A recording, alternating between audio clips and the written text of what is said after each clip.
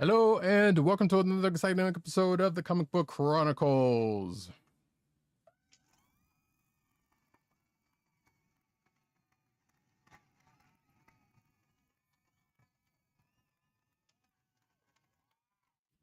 I am here, your host, Roddykat. You can find me at Roddykat on Twitter. You can find me at News Nerds Need on Twitter. You can find me at CBCaps on Instagram.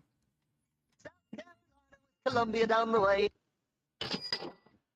And the sound effects you have heard come from our do or die man in Brooklyn, one other than Agent_70 on Twitter and Instagram.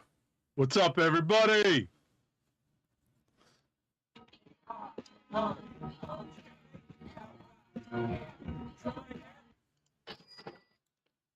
Which actually got to remember if you saw that part in Miles' book when we get to it, but we'll see if I can remember when we get to that point. Oh, I saw it. I saw it. I know you did. I was like, yeah, I got to clip that because I know my man was going to pick up on it. But yeah, we will talk about that in a little bit, folks. But yeah, it's Comic Book Chronicles. We can be found on the Cold Slither Podcast Network. That's cspn.us. Do it today. Yeah, there's something going on with that site. I gotta talk to them about that because that looks weird for our stuff, but we'll talk about that later. You can also find us on your podcast perusal place of choice, whether it be Google Play, Apple iTunes, aka Apple Podcasts, Spotify, or the Cold Slither Podcast Network SoundCloud page. You can find us every Thursday night, 9:30-ish p.m., where we're recording live on the Kliq Nation's YouTube channel. That's youtube.com/TheKliqNation and twitch.tv/Comic Book Chronicles. All right, folks, we're just going to drop into it because we don't have one, not two, but three episodes of Star Wars Obi-Wan Kenobi to go through. So we're basically going to do a previously on for the first two and then kind of go into the third one, which still kind of keep it brief. Right, because let's face it, I was wrong. I thought that episode 3 was going to come out on Friday, much like episodes 1 and 2 did, but I thought the same, so you're not alone in that. Unbeknownst to me, episode 3, like thanks to a social media posting by a friend, I was completely caught unawares on Wednesday. I was like, what? So I saw it when after 1 and 2 dropped, and it's like, yeah, new episodes on Wednesday. I was like, oh snap. I totally missed that part. Totally. Mm-hmm. And I feel like we probably talked about it, but it just kind of, just kind of blanked on it. Mm-hmm. So here we go, folks. Episodes 1 and 2, the Prime reports are, which I think in the show notes there might be an article in the clickbait section about a supercut that's supposed to catch you up on the high points of the prequels before you get to this. But the first episode pretty much starts off with that. A lot of the high points dealing with Obi-Wan, coming out of this. And then we after it does that, we get introduced to the 3 Inquisitors. That would be the Grand Inquisitor, the third sister, and the fifth. Was it the fifth brother? No, fourth. Is it the fifth brother or the fourth brother? No, I want to say it's the fifth brother. Yeah, I think it's fifth brother. AKA Han. Yes, AKA, which is funny in so many ways at this point. But yes. Part of me is this is just a quick aside. I'm like, wait a second. Why do they gotta have the Asian brother be green? Which is actually, I think, kind of funny because I don't think in the comic he's like gray or something. Right. I was about to say in Clone Wars he's and gray. Bigger. Yeah. But I mean, obviously, live action. Right. So that's I thought it was funny. I'm like, why does he got to be green? Right. I kind of wondered that myself. I'm like, wait a minute. He's like, yeah. But regardless, hey, I'm just glad to see the brother get work. So listen, once you get into the Star Wars universe, you can start doing all the convention circuits. Oh, you got checks, yeah, indeed. Yeah. So, but anyway, sorry to interrupt. I just wanted to mention that, because representation. Indeed. So yeah, like I said, I'm trying to go through the 5 points because unfortunately what we got here is kind of is kind of going through some things. But yeah, we meet the Inquisitors. They're looking for a Jedi on Tatooine. We believe to be the case, but not Ben at this point. Although one of them, Reva, the third sister, pretty much really wants to get Kenobi, really wants to find him, and bring him to Vader because, you know. So at this point, you're right, for her own reasons. That's right. What led to believe is that for her own reasons, Reva, the new character that we're being introduced to here in the Kenobi show, is hot on the heels of Obi-Wan Kenobi. Right, much to the chagrin of the Grand Inquisitor and the others around her, because, you know, it's just like, yeah, you're kind of reckless, which that's always Obi-Wan at this point. And I believe, I can't remember if it was this early on or not, but we do get I think we do get taken back to the events of Order 66, where we see some younglings, one of which might be Reva, that are training when Order 66 goes down, and they get kind of they managed to escape, but they had a Jedi helping them for a little bit, who's apparently who's had a good showing for a minute up until they ran up, you know, met the wrong ones, I guess. Right. And it's implied, right? It's definitely like heavily implied, right, that Reva is amongst this group of younglings. Right. So there is that. So yeah, we get Order 66. We catch that. Then we get we get back to Obi-Wan, who's on Tatooine. He's working in the coal mines. Not really, but might as well be. He's cutting up fish. He's getting that fish scale. Is that, I don't know if that's was that the right word, but regardless, he's working at a land shark. It looked like fish to me. I listened to a couple to another podcast. We all know I'm a big fan of the Ringer and the Ringerverse stuff, and the folks over at the Ringer seem to think that was like that looked more like beef or Wagyu beef. I'm like, no, that looked like fish. Hey, I thought it was salmon. It was like, it kind of looked like salmon. It definitely looked like fish to me. Right, but it's supposedly they're cutting up some sand shark or something that died, and I guess the meat is still good or something, weirdly enough. Yeah, maybe it's like a crate dragon, you know. That's what I thought at first. I thought that at first, because it was like, well, they killed a couple of them in the course of like Boba Fett and the Mandalorian specifically, I guess. Right. But yeah, we see Obi-Wan. He's doing the job, clocking out. He steals a little piece of meat every day, because we see him doing this a couple of different times. You know, going to work. Right. It's his new routine. Yeah, basically, he's clocking in every day and now. Sees one of the people clocking out in front of him gets bullied, and he wants to do something but can't. And then just kind of stares down the dude in charge. I was like, I feel you, Obi-Wan. I feel you. But he feeds his Iapi some of the meat that he's stolen, which is kind of funny too, also because of like they don't see he's doing it like right there.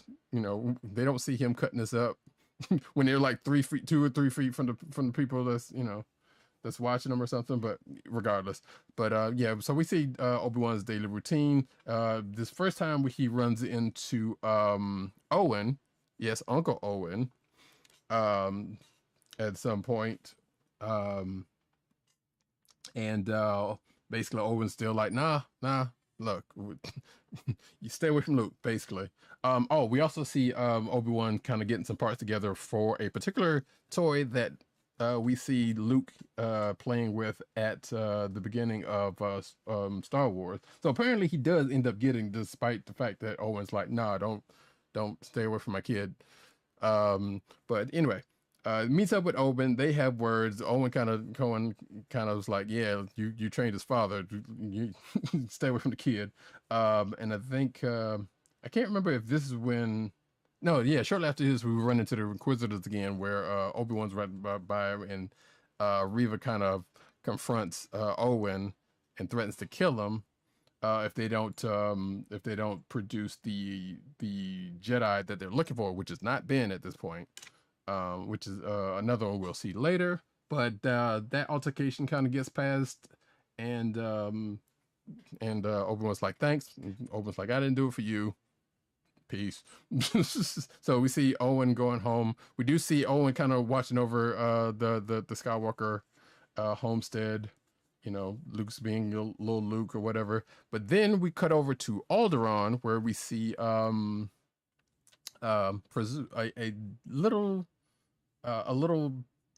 person getting dressed up for some function and it's supposed to be little Leia, but of course, just like her mom, she has she has some plays a part for her while she runs off into the woods, and her mom goes to look for her, which is kind of funny. And then we catch up with little Leia, who's very cute. She's taking the show, playing with her little droid, which I guess we shoot at some point she gets rid of, and watching out for ships overhead. Mom comes to find her to get her ready, and then they go off. Then I think we see Bail at some point in this, and somebody's kind of looking out over them talking. At some point, Leia, just to kind of cut ahead, Leia gets kidnapped by Flea from the Red Hot Chili Peppers, and we come to find out this is a plot by Reva to bring out Obi-Wan, because apparently somehow she put together that that Bail and Obi-Wan knew each other from the Clone Wars, and ipso facto, if I kidnap you, kidnap the kid, that'll bring him up, which is kind of the B plot for this show going into the second episode. Exactly. And so when Leia gets kidnapped later on in the first episode, Bail and his wife Breha calls on Obi-Wan, and he's like, nah, find somebody else to do it. I'm out of shape. I can't do this.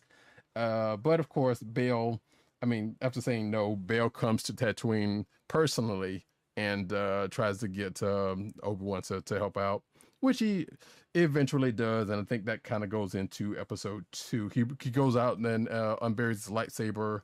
Oh, only after he sees the other Jedi that they're looking for get strung up, because apparently the Inquisitors find him. But he reluctantly goes to help Bail and Breha find Leia, which, like I said, goes into the second episode where he's on this planet called Dayu, which the article I'm looking at says it looks like Blade Runner, which I can kind of see that.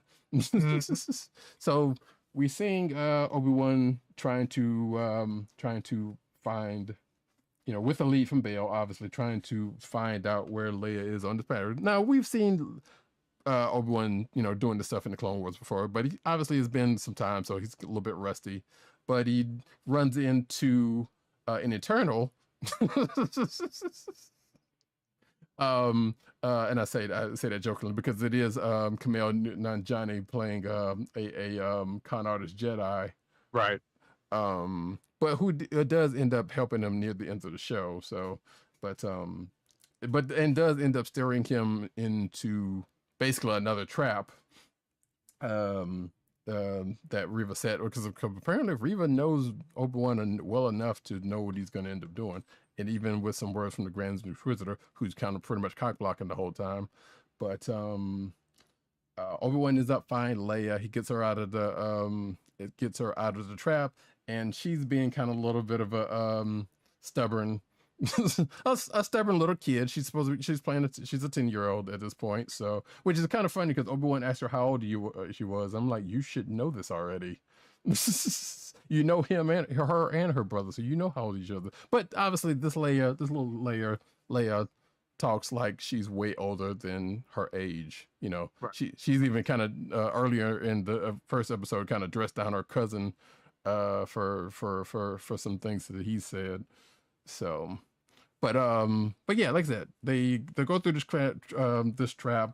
They try to get away. There's the whole 16 blocks type situation. If you've seen that movie where they're trying to get to, they're trying to get to the port, but the port's been closed down, and Kumail Nanjiani kind of finds them another way off and tries to stall Reva in the meantime.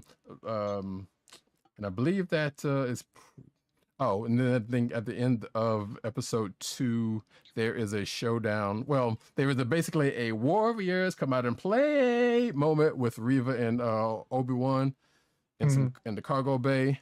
And this is when we found out. Well, this is when Obi-Wan finds out that Anakin is not only still alive, but he's well. He knew. I guess he put two and two together because he knew. He thought Anakin was dead, but he found out he's alive, and he knows Vader's around, so he put two and two together, which had him kind of shook at the end of episode 2.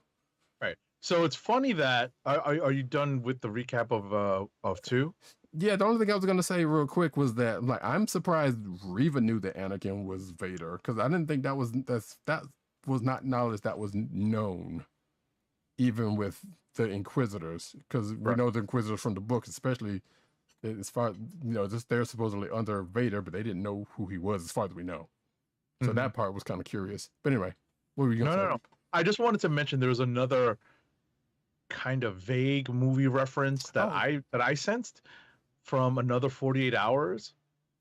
Sure. I don't know if you sense that. Okay. Where Leia's like, I've already been chased and I've been shot at, and I thought that sounded like Reggie Hammond. It's like I just got out of jail today. I've already been shot at. I've been in a bus that flipped over 17 times. I didn't think about that part, but now I didn't think about that part, but now that you say that, yeah, I can totally see it. I was listening to that. I was like, where have I heard that cadence before? Right. It's all in the cadence, right? Because the essential parts of the story, the facts of the story are different, but it's all in the cadence. And when I heard little Leia delivering this, I was like, oh my God. Right. It's a riff on another 48 Hours. Yeah. She was adorable. I like little Leia. She's good. Yeah, she's definitely well cast. Yeah, indeed. There was also another touching moment that I totally forgot before that, because speaking of little Leia, before we go to the episode 3, Obi-Wan was talking about how stubborn she was, and it reminded her of somebody, and I was like, oh, he's thinking of Satine. Yeah, although I think it was really supposed to be Padme. I don't think so. Not the way. And there was a reason why I don't believe that is the case. Well, one, we'll talk about it again in episode 3 because there is a reference to Padme in episode 3, definitely. Padme, yes, was kind of willful, but I don't think she was all that stubborn to, or at least not the way it felt like he was talking about her, because he kind of tread off like, oh man, and he said she was a leader. Like, yeah, she was in the Senate. Well, she was a queen also, I guess, but at some point. But I don't know. It felt to me like he was talking about Satine as stubborn, because remember the Clone Wars, him and Satine used to get into it. As stubborn as she was. That's why it made me think of that. Now in the next episode, he does kind of mention Padme, more directly. Yes, exactly. So that's why I was thinking, like, I don't know if you would make 2 references to her in the same. Could be wrong, because I know somebody else has said he was talking about Padme. I think it's Satine though, but I could be very much wrong. I would appreciate if it was Satine, right? Because my hope is that in the next 3 episodes we get some kind of reference to her. Right. Yeah, that's why because like if you think about moments in Obi-Wan's life that we know about, like obviously he talked about his family. I'm thinking this next one, but it's the Jedi's, Satine, and his connection to the kids. And that at least that have anything to do with the show.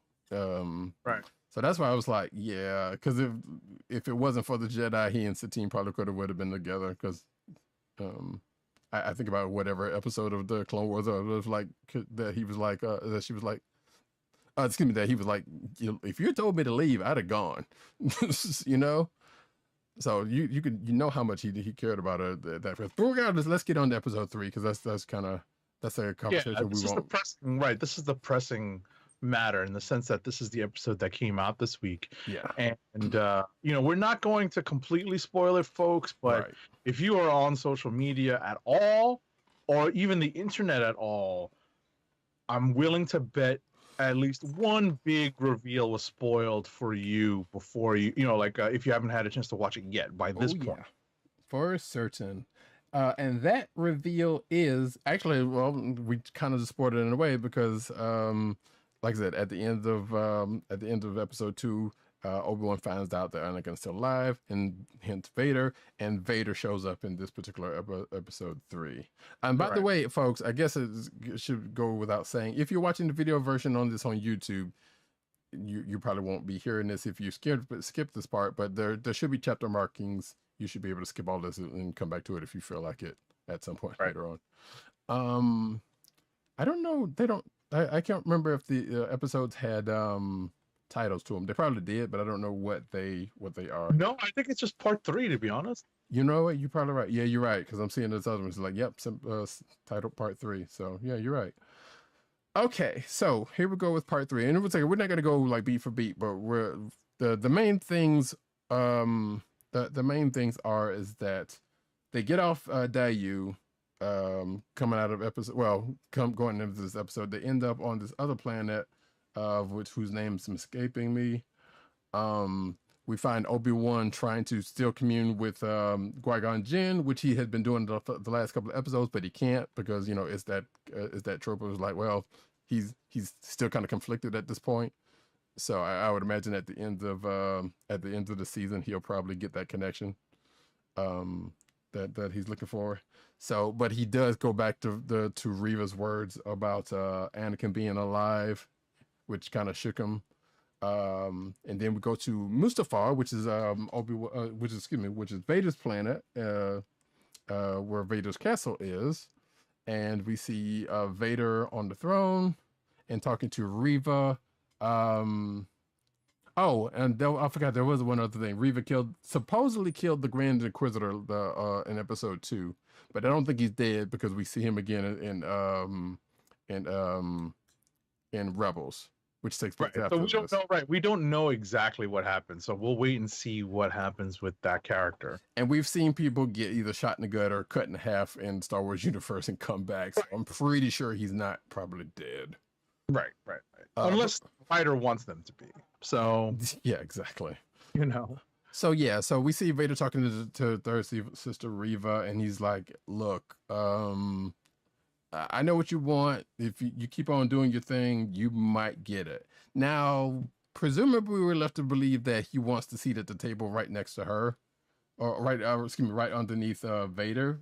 But from what we know of the comic books, Vader don't even like the Inquisitor, so I can't even imagine if they're even gonna go through that part. It's hard, I remember that, and it's hard to imagine how they're going to play this off with this character. Right. We don't know if this character, and this is a conjecture at this point. Mm-hmm. We don't know if this character is long for this world of Star Wars. Sadly, yeah, that is true. So we don't know. We do know that the third brother. The fifth brother. I'm sorry. Right. We don't know because it's the third sister and the fifth brother, right? Correct. So there's another one, but she doesn't. Right. So we're under the impression that the fifth brother survives because he's in the Rebels also. Uh-oh. Oh, okay. You froze for a sec. I completely froze. Yeah, I completely froze. Okay, you're back now, so that's good.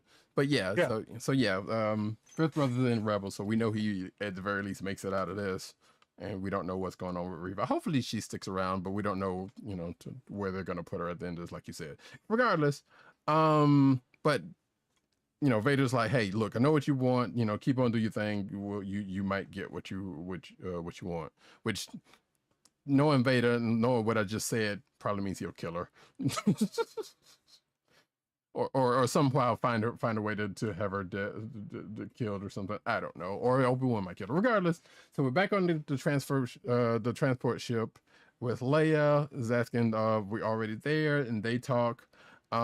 She asks about the Force. Obi-Wan tells her in a kind of roundabout way, but not necessarily in the same way that he told Luke later on.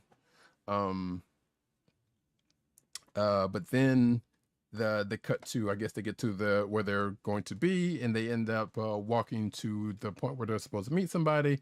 Obi-Wan gets impatient because the person's not there, because he didn't trust the fact that Kumail Nanjiani's character was telling the truth about the help that he was given. But Leia's like, I don't know, we just help from we just get some help from somebody. So and this truck comes along with this alien that comes on, who I thought was J.K. Simmons. I don't know if you thought. Did you know who that was? I did not know. I honestly got mad because I thought it was Seth Rogen. See, it sounded like J.K. Simmons to me. Because I am not a fan of Seth Rogen. Yeah, you know, like seriously, all the shots. Just not a fan of Seth Rogen. Right. But I find out it's Zach Braff. Correct. I didn't know that either. I was like, until I saw the credits, I was like, I swore up and down that was J.K. Simmons. But I was so mad. Yeah, I was so mad that I was like, oh, freaking Seth Rogen. I mean, get away. If you think about it, that would be the kind of role he would know. Knowing what happens as a character later on, that would be the type of character he'd probably play. Mm-hmm. So I was waiting for him to laugh that stupid laugh that he has. Yeah, I'm not real big on Seth Rogen either, so I get it. I totally get it. So they meet up with this dude. Leia's kind of doing most of the talking, even though she's supposed to be keeping silent. They get on the back of the truck. They take off. Then we cut to the Inquisitor plan, whose name I can't remember, where the Inquisitor's base is, and they're all talking. Obviously, Fifth Brother's like, look, this is my seat, and because Reva went to Vader behind everybody's back, trying to get hers, and Fifth Brother's like, nope, that's my seat. You're gonna have to fight me for it, and he even tried to kind of force bully hers a little bit. And Reva's like, look, Vader asked me to lead this thing, so you talk to him about it. But then later on, he apparently goes and does the same thing or a similar thing that behind their back, because they're all schemers. Right. So, which we knew about already. So this is not a surprise thing. Sith don't like each other. So we get back to the mining planet where Obi-Wan and Leia are talking.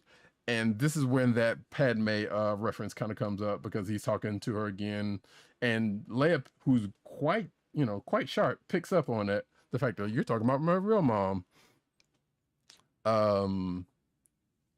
So yeah, and so they have that little chat, but then they run into some stormtroopers where the alien kind of comes, picks him up because he knows them. He runs that route all the time.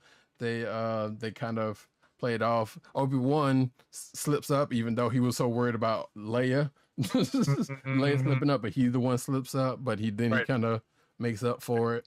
Hold that thought real quick. Yeah, I wanted to mention that it was actually kind of heartbreaking to hear Leia ask, "Are you my real father?" Yeah, I know. It's like, oh my god. Yeah, it's like, and you could even see it on Obi-Wan's face. He's like, nah, I wish I could. I wish I was. I was like, ooh, yeah, I know. It's like, man, if you knew. So that was also very touching thing. Actually, this whole thing makes me want to go back. I probably will watch all 3 of these episodes again. But anyway, they pick up some stormtroopers that need a ride, and they said that whole thing about about Obi-Wan talks about his Leia's real mom, and she picks up on it later on after they get off. Then they end up going to a checkpoint, and of course, this alien, voiced by Zach Braff, kind of not necessarily dimes on them, but he was like, "Hey, you need to check them out because they're strays." And then it ends up being a probe droid brought in, and then a whole big thing happens with a shootout, things go south because the probe droid is there, because the probe droid is automatically relaying information to the Empire.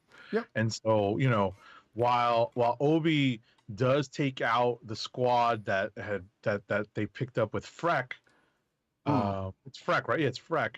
Another squad comes, but here we go. Go ahead. Yes. So another squad comes, commanded by this Imperial officer who is apparently a double agent, played by Indira Varma, who I thought was going to play somebody totally different, but then again, I saw the shot of her and her Imperial stuff. So I thought she was going to be straight up Imperial, but apparently no. She shot down the squad she commanded and was like, "I was coming to pick y'all up, but y'all weren't there." Well, no, I think what ended up happening is that their timing was off. Well, that's right. She was on the way. She said she was on the Right. way to pick you up, but I thought she said something about that they all weren't there. But then again, I guess if they were heading that way, then that wouldn't be the case. Right. I think it was all about the time. Like the timing just ended up getting messed up because they ran into that into Freck. Right. You know. So, but anyway, go ahead. So yeah, so they basically take off and get to this little town. I think the Inquisitors get word that Obi-Wan's on there because of the droid had already beamed the information to them, so they heading that way. But they have somebody in tow because apparently Vader comes along for the ride on this one, but we find out a little bit later. What did we get the old girl's name? We don't get her name. Oh, you mean it starts with a T or something? Yeah, I can't remember. I think it starts with a T, but I can't remember what her name is. Hold on. No, it's no, they do give the name. Yeah, no, but I don't see it. What it is. Yeah, it's not here in the article that we happen to pull to give us give us the big picture. It'll probably pop up, but regardless, she takes them to they said that they got a ship lined up for them to get off of, but the ship is not ready yet, so they got to lay low for a couple of hours. But unfortunately, Vader and the Inquisitors end up showing up, so they end up hiding and it's like told the pilot to step up the timetable and told them to go while she and this other droid try to well, actually, it wasn't even the droid. Basically, the droid, the droid did the heavy lifting. So no pun intended, because that's kind of, it was a loader droid. Because yeah. Anyway, they were hiding out while the stormtroopers check, and then it was like, well, they gotta go, so y'all go, and then Vader shows up, and starts killing people. Killed a couple of folks. And Obi-Wan's like, he's going to sense me, so I gotta do something.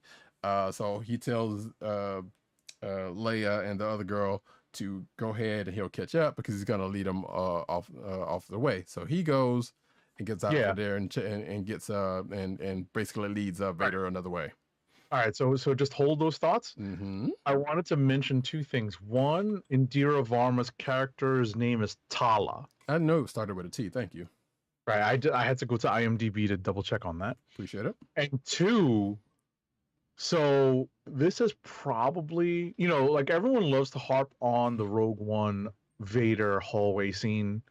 This is probably the scariest Vader has actually been.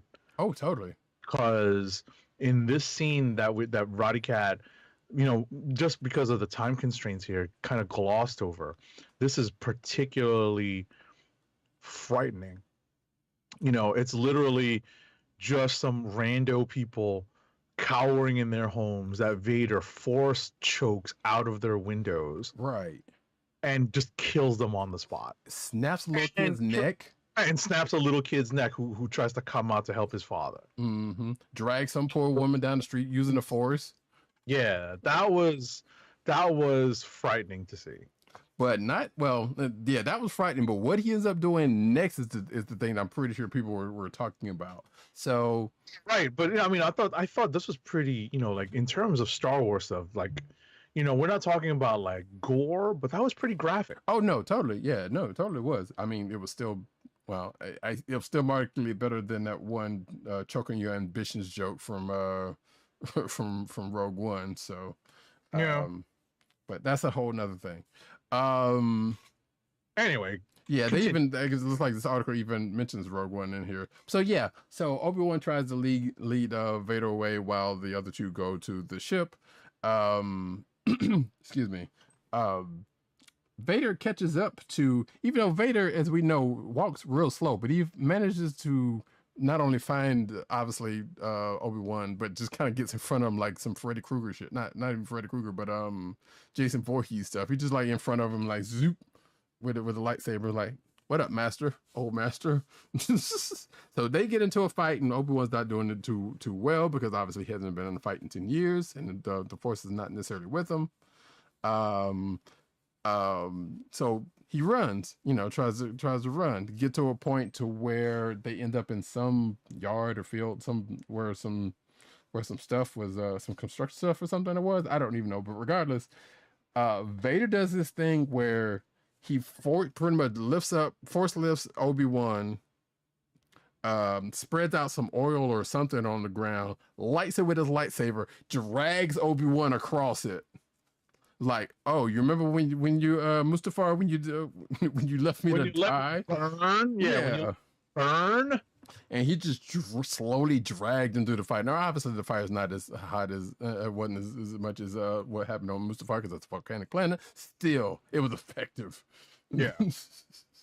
So this is going on. Tala ends up coming back to help Obi-Wan while little Leia goes to the ship, which unfortunately ends up into another trap. But Tala does end up helping Obi-Wan and gets the loader bot to get Obi-Wan to safety because he's in very bad shape because of all of the fire. Little Leia runs into Reva, who killed the pilot. I was about to say, speaking of somebody moving very quickly, right? Because how did Reva get to point B before Leia did, who had already been walking and running ahead of her? Okay, so let's go back a second real quick because let's face facts. I didn't talk about this in episode 2. There's a couple of times, both when Leia was running from Flea and the folks who were kidnapping her in the first place and running from Obi-Wan. Now, mind you, she's a little girl.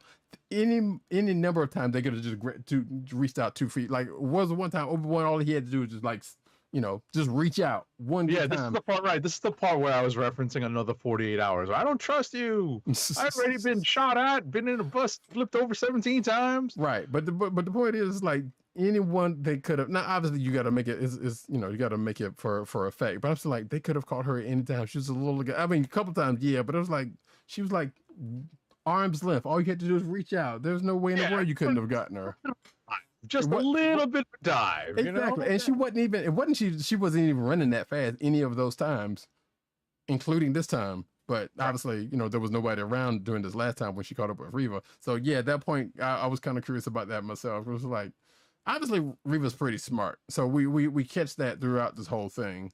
So she probably figured something like that was going on and kind of head him off to the past, which has pretty much been her main name the whole time. Like, I don't have to do that much heavy lifting. I'm just going to let somebody else do the work, and then I just be at the end of the road. So, and that's pretty much what she did here with Leia. So, yeah, I just thought it was funny. I'm like, wait, how did you get from point A to point B? Seriously? Right. That's right. all. Well, so I mean, I know that she can do parkour. So that was the whole another thing about part 2. So that was a whole lot of unnecessary parkour, but it was great. I was like, I am not. Listen, folks, ladies and gentlemen, I am not that big a fan of The Office. Right? I'm not. But that is exactly what I was thinking when I was watching that. I did too. As soon as with Steve Carell and what's the guy? Rainn Wilson. Yeah, Rainn Will. I was about to say the guy that plays Dwight. Yeah. Rainn Will. I could hear both of them just yelling out parkour. Mm-hmm. I did. As soon as she started jumping over there, because she was on a rooftop in episode 2, kind of looking over the city, trying to see if she could find where Obi-Wan is, and she did. So, and she ran off to it and doing some very unnecessary force parkour. It was great though, but I was like, this is unnecessary. Obviously, they wanted to show her. I honestly started laughing myself. Yeah, I did too. I was like, "What the hell?" Right. I was like, "This is so unnecessary." But I was like, "Okay, I get it. They're trying to show that she's strong with the Force and she's athletic or whatever the case may be." I'm just like, "But this is unnecessary. This is a whole lot of unnecessary parkour." Oh man, it was great though, and just like you were like, I did the exact same thing. I was like, parkour, and I was just laughing. I'm like, this is so silly. I'm sorry, folks. No. You were And you know we're a little giddy. Sometimes we get a little punch drunk here at indeed. this Matter time of of fact, night. yeah. So, matter of fact, just to move this along, since to keep this pushing. Right. Oh, also, we did if it wasn't known before, Darth Vader played played by Hayden Christensen, which we do see get in the suit, like I think in episode 2, near the end, but voiced by James Earl Jones. So Right. that was also great to see. Um, get that man while you still got him. Still got the voice. Still, everything's great. Right. It was So kind of wild because I honestly thought they might try to modulate Hayden a little bit. I thought so too. I thought that there's one particular scene that I really appreciated because it's the first time we've ever seen something like this, which is the actual construction of Right. Darth Vader. Mm-hmm. And I if think you we thought we saw that in Revenge of the Sith a little bit. No, I mean the actual construction of him coming out of his meditation chamber, not the actual initial construction, Right. but like him coming out of, in this case it's backed up. Back to tank. You know, most of the time in the meditation chamber he's already whole, Right. but this is the first time we've actually seen it, like kind of like getting ready to go throw down. Sure. True. So True. You're right. So yeah. I think that was it. Actually, that was it. Like I said, we Reva catches up with little Leia, and we see that was actually the end of the episode. Like and the Loaderbot carries off Obi-Wan. Yep. Oh, and the cops are coming. So welcome to Brooklyn, ladies and gentlemen. Yeah. So this episode, I can't say that I've run across too many people that didn't like this episode. There's a lot happening here. Yeah. There's a lot happening here. We're definitely, you know what? We're definitely benefiting from these longer episodes, right? They're giving these episodes time to breathe by giving them like a good, like anywhere between 40 and 50 some odd minutes. Right. You know, I know episode 2 was a little on the shorter side, but even then, it's a good 40 minutes long, minus, without commercials. Right. Folks, this would be an hour-long TV drama with commercials. This is true. So at the end of the day, I think that we are benefiting from that, and that's why we're getting so much content, even though we're technically only getting 6 total episodes. But so far, I think they've been 3 good episodes. Obviously, this last one, and I've watched all 3 back to back because I ended up waiting. Like I think I told you just 7 seconds, I might not, or I said it on Twitter. Like I managed to stay relatively spoiler free this week without certain things that I didn't. Obviously, little Leia being there and her little droid friend was spoiled, and the whole flea thing was kind of spoiled. But regardless, bad. Yeah. But you did well. I think when we made contact about the show was the fact that I didn't know. I relayed the fact that I did not know that episode 3 was out on Wednesday. Right. And I made sure to tell Roddykat, and I think by the time that I had gotten to start watching it Wednesday afternoon, I think he'd already gone through all 3 at that point. I had just finished seeing it and saw your note after that. That's why I didn't say anything to you about anything that happened. Because I know you said you were about to watch it, so right. I didn't get to it until Wednesday afternoon, evening. So right, I literally was watching it like on the train. Right. So hey, watch it where you can. Yeah. But regardless, let's say good stuff. I am looking forward to next week's episode, and we are caught up. So now we only have 1 episode to talk about. Well, excuse me, we got 1 episode of Obi-Wan, and we got an episode of Miss Marvel to talk about next week. Oh my gosh. It's a little hectic, folks. But if there's anything that we can that we're sort of balancing this with, is that we've got a couple of lighter weeks of comics every now and again now. This being one of them. This is definitely one of them. So we're going to transition over to our comics of the week.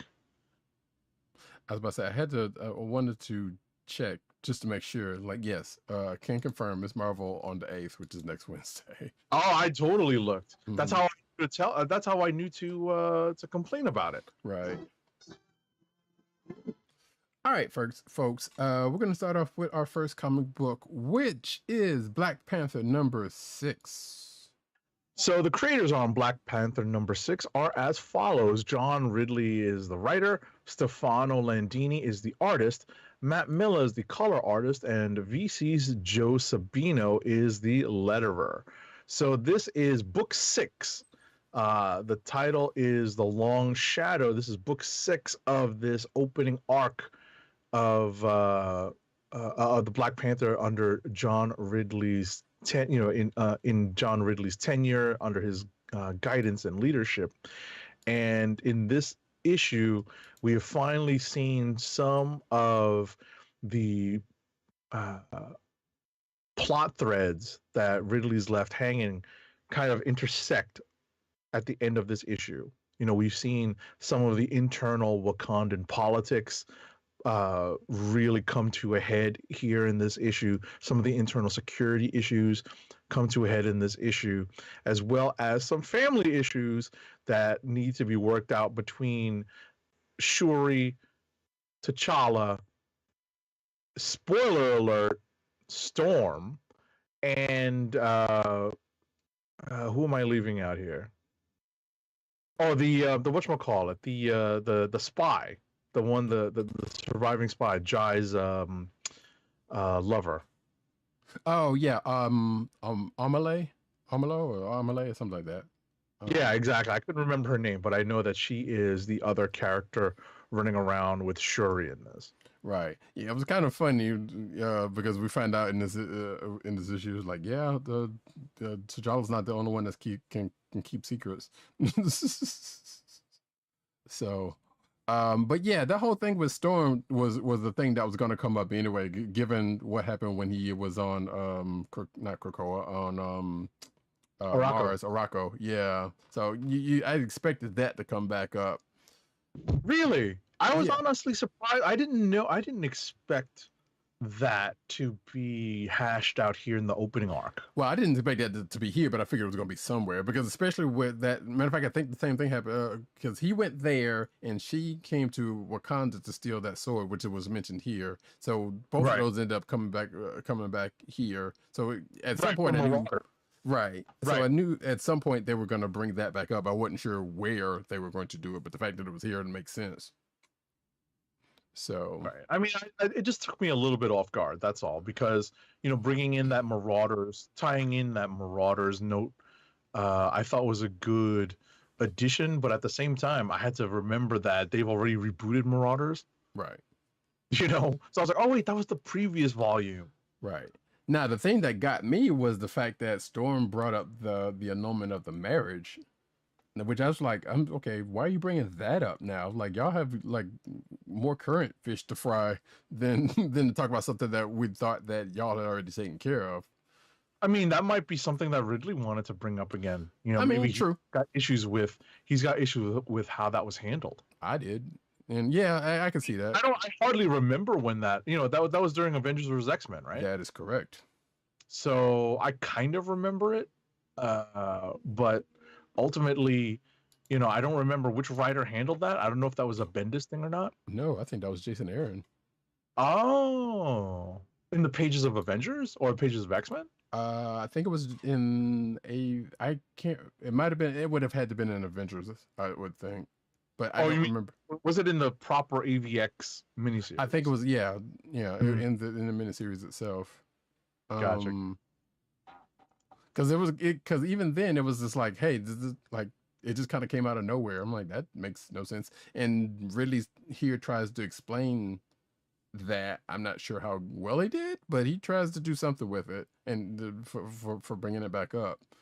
To which I'm like, oh, sure, I guess. So where are you going with this? Like, because before now with Tony Coates' run, they had gotten to a point. Or it seemingly had gotten over that. So the fact that it got brought up again, like I said, I'm harping on this way too long or too much. But I don't know. It seemed kind of weird. That was the part that seemed weird outside of bringing up the other stuff. So like I said, if Ridley plans to do something else with that, then I guess we'll see going forward. But for now, he's got T'Challa has got some backup in the form of Storm and the Dora Milaje at the end of this issue. because Right. he's been on the run this whole issue and being chased by his old secret police. Mm-hmm. So going to we'll see what's next for T'Challa and crew Right. coming out of this. I mean, I like this issue. Don't get me wrong. Oh yeah. I just felt like there are a couple of those little, what did Shuri say? She called it group sharing or sharing time. Yes. And there was a couple things that I just didn't expect to have hashed out. And just like Roddykat mentioned, I didn't expect to see or hear that being discussed at this particular point in Ridley's run. Right. But I guess I guess Ridley felt like this was the time to really get all that stuff out on the table. I guess. I thought it was a weird time. Oh no, I agree with you there. Because like I said, like the first couple of things make sense. Makes total sense. Those are the recent things that happened. The bringing the going back to the marriage annulment was the thing that was like, what? So, but like I said, maybe he's planning on doing something with it a little later on after this arc is finished with it, or I don't know, maybe like you said, he wanted to address it some kind of way here, right now for some reason. So, but yeah, that's pretty much the issue. We can go on to whatever is next. Well, we only have 3 books in common this week, so we can touch on the next one being Miles Morales, Spider-Man number 38. Sure. It's written by Saladin Ahmed with pencils by Christopher Allen and Alberto Foce. Inks are by Oren Jr. and Jose Moran Jr. and Alberto Foce. Colors by Brian Reber and letters by VC's Corey Pettit. So we continue with the multi-dimensional hopping that Miles and Shift are undergoing. And as it was established at the end of the previous issue, we are in a universe that is a little bit upside down. And that's not a Stranger Things reference, but that's probably on my mind because I've been watching it. Gotcha. I kind of figured it was bound to happen. Right. Things are upside down in that Salim is actually in charge. Miles is no longer around. Shift is, again, kind of a tool for Salim and his evil intentions. In this world, yeah. And Brooklyn is no longer Brooklyn. As sad as I was to read that, although there are some holdouts trying to defend the land to the last breath. Mm-hmm. There you go. Yeah. See this goes back to what I was alluded to earlier, because there was a part by Ganki, who apparently in this world is the general, and I guess Billy, Miles' little sister, is one of his lieutenants, I guess. Right. Or something, and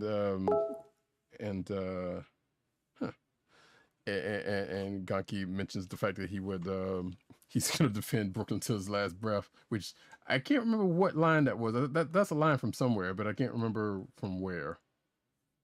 Or at least a paraphrasing of a line from a rap song, and not sure where or what song. I was trying to place it before we got here, but I can't remember. I'm old, folks. But regardless, the sentiment is there, and I know Agent 70 was going to appreciate it one way or the other. Right. Right. And so we get a little bit of I don't want to spoil this because I think that Roddykat still has not read Hulk Future Imperfect. This is correct.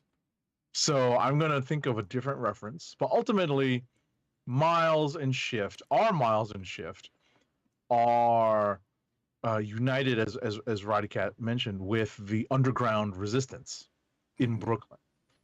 And they, hatch a plan to try to infiltrate Salim's base and figure out why Salim is able to miraculously stay relatively youthful.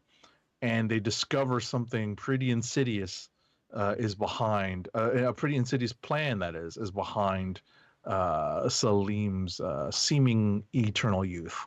Yes, and it might have to do with another spider person if that last page is to be inferred. Right. So we'll see what happens with that in the next episode, in the next issue. So just chill to the episode.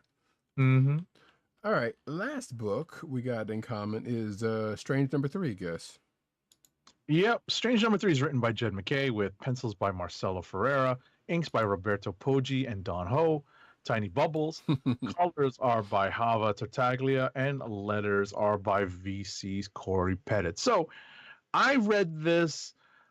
I wasn't necessarily so keen on this story. Roddykat and I were just talking about it, but ultimately, Right. what's involved in this story is Clea Strange looking to, we're following up on the events of the first 2 issues, which is that Clea is starting to figure out what her new role is in the grand scheme of things post death of Doctor Strange. And as the Sorcerer Supreme of Earth and the Warlord of Manhattan, right? These interests, intersect in certain ways, and they're sometimes we diverge out of that intersection, to the outside parts of the Venn diagram, right?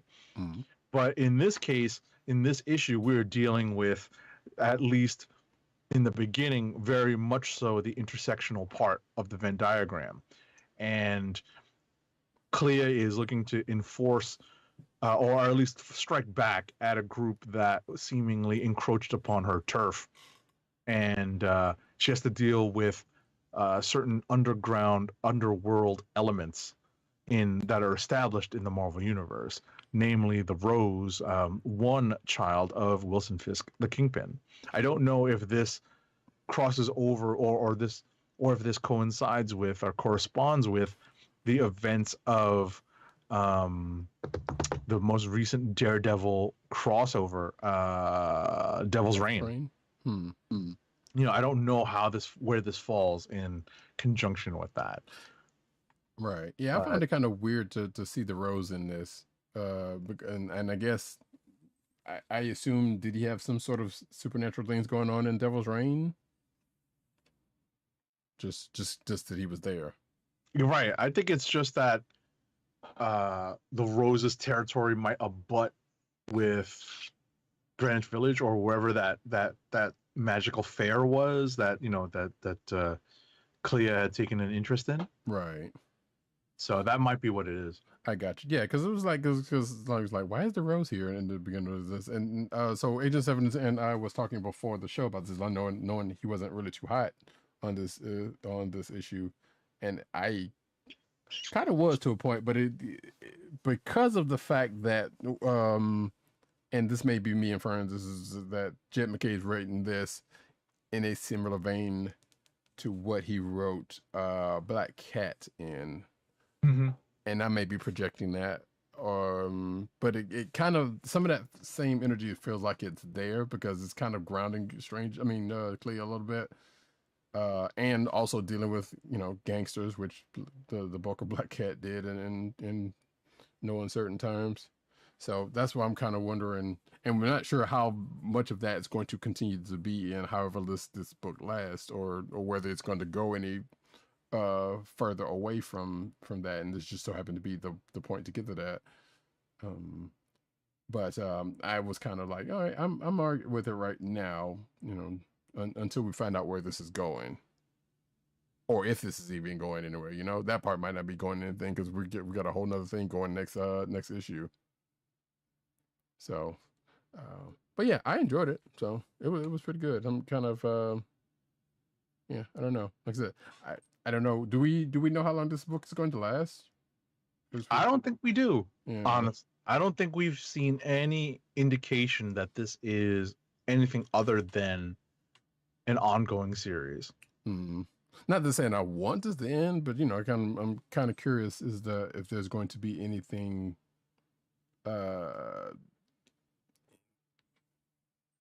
seeded for the long run, let's just say. Mm-hmm. So, but like I said, we'll see. We'll stick around for the ride going forward.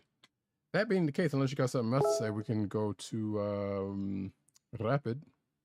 No, we will go to rapid fire. Let me spin it up. I ain't got time to bleed.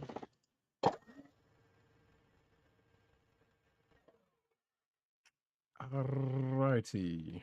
How many more books? Actually, I think I got probably one or two more books than you do. So go for it and get yours out of the way. All right. So first up for me is Avengers Forever #6. It's written by Jason Aaron with art by Jim Toe, colors by Guru EFX, and letters by VC's Corey Pettit. So we are again on the multiversal tip here. And in this issue, we are following the adventures of a variant T'Challa who is being hunted by a variant Killmonger who is dressed up in, I think it's a vibranium destroyer armor, which is, it's kind of like, it's kind of like an enhanced Uru at this point, because Uru is already like stupendously, powerful.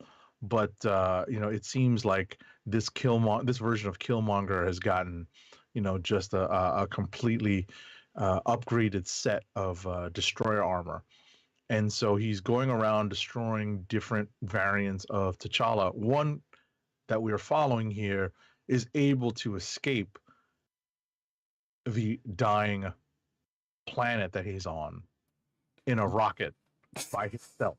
Yes. If that doesn't sound familiar. Exactly. Please stop me if you haven't heard this one before.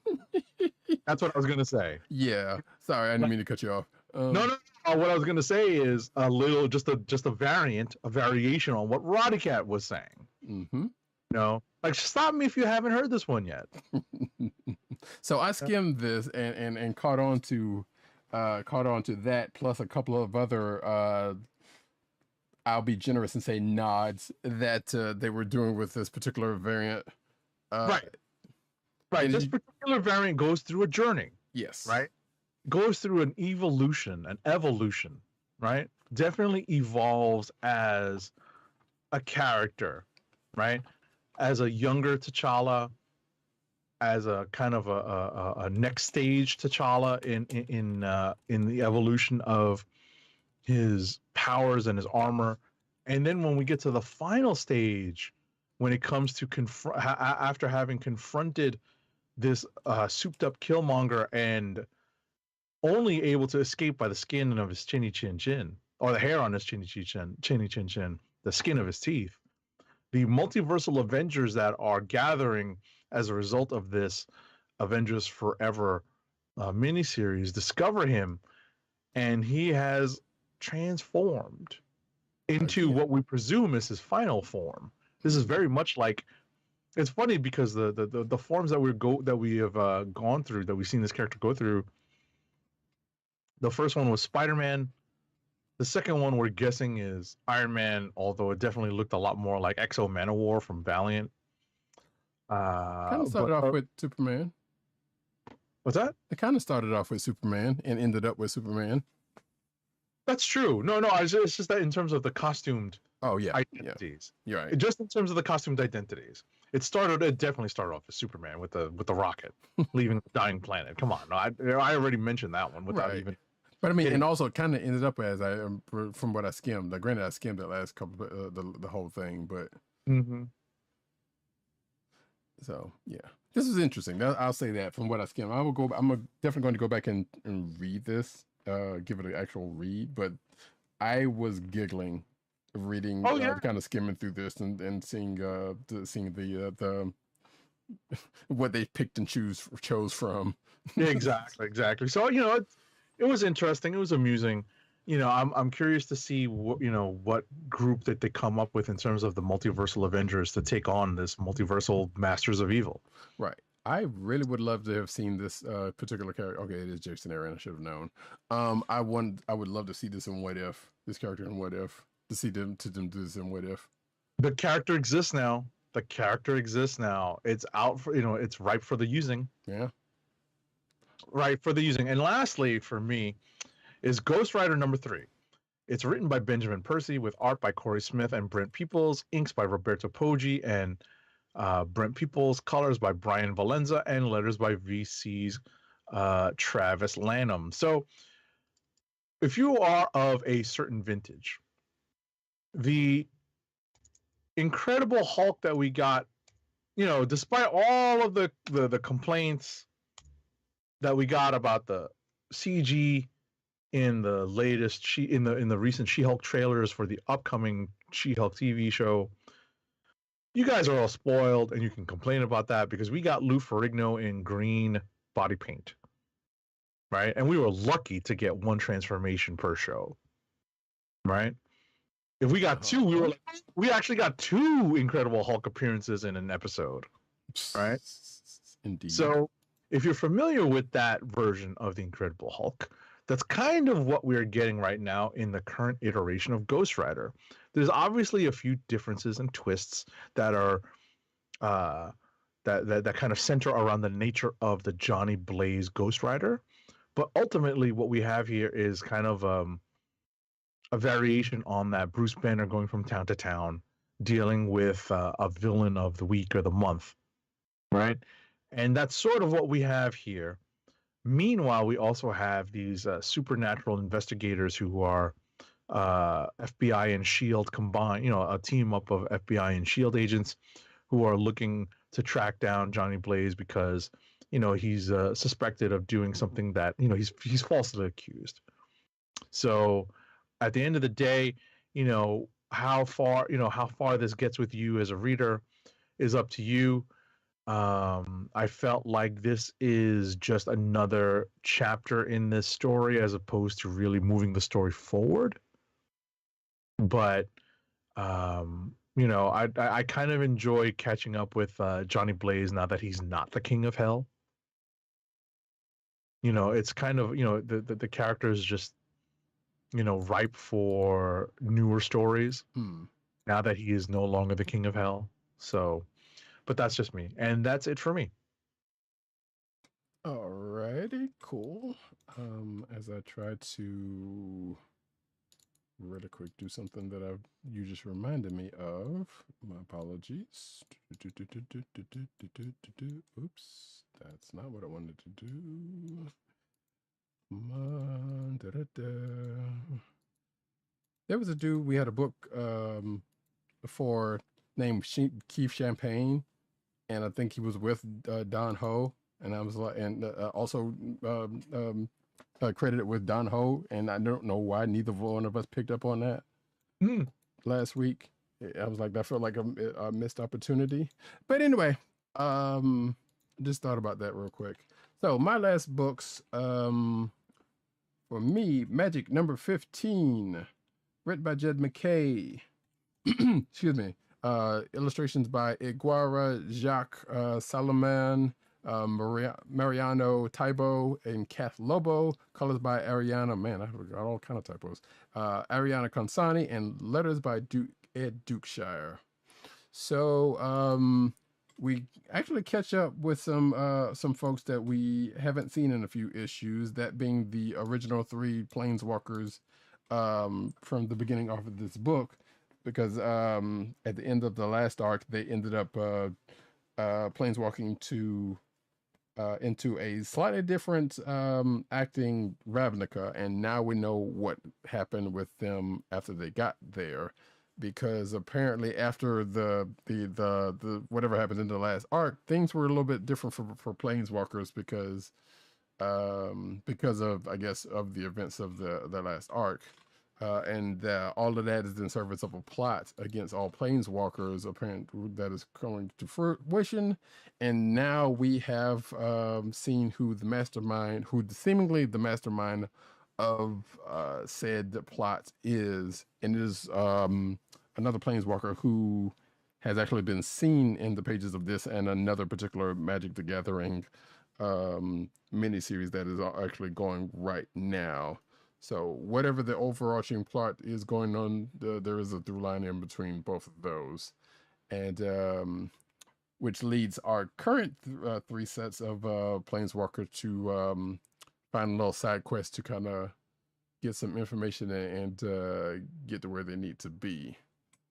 So yeah, this story continues to be being a little bit of fun, especially if you like Magic the Gathering, there's definitely references to people, places, and things in the universe that folks might enjoy if you do. And let's see, my last book is X-Men 92, House of XC2. House of XC2, I guess, is the designation. There we go. So this is pretty much, hey, guess what? It's the Krakoan era, but in the world of X-Men 92. If that hasn't given you anything, it's written by Steve Fox, art by Salva Espin, colors by Israel Silva, and letters by VC Joe Sabino. So we find out at the end of last issue that just like the Krakoan era, there was a Myra McTaggart like figure that is involved, but it is not Moira McTaggart. In fact, it is another X-Men of this era who is known for being kind of a little snit, but you know.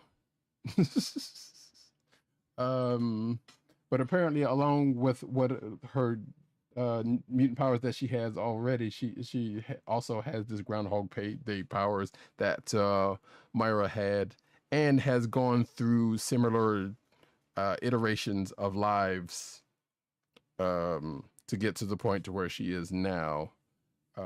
And of course, the ones that know about it are Charles and Magneto at this point, but there is a Wolverine that is sniffing around trying to figure out trying to figure out what's what. But also in this the enemies of the Krakoans are afoot, as they are in this in the prime Krakoan era, but it is the ones of the flavor of the X-Men 92 universe. So any of those folks you can think about that would be at play during that time are definitely showing up here to do some things. It's kind of been a kind of a fun book. Like I said, I think this is like a miniseries. I'm not sure, but it's been fun to revisit this world and to see what their version of what they would have gone through in the Krakoan era, you know, during this time, if it was set in during this time. So, you know, if that is something that appeals to you, you should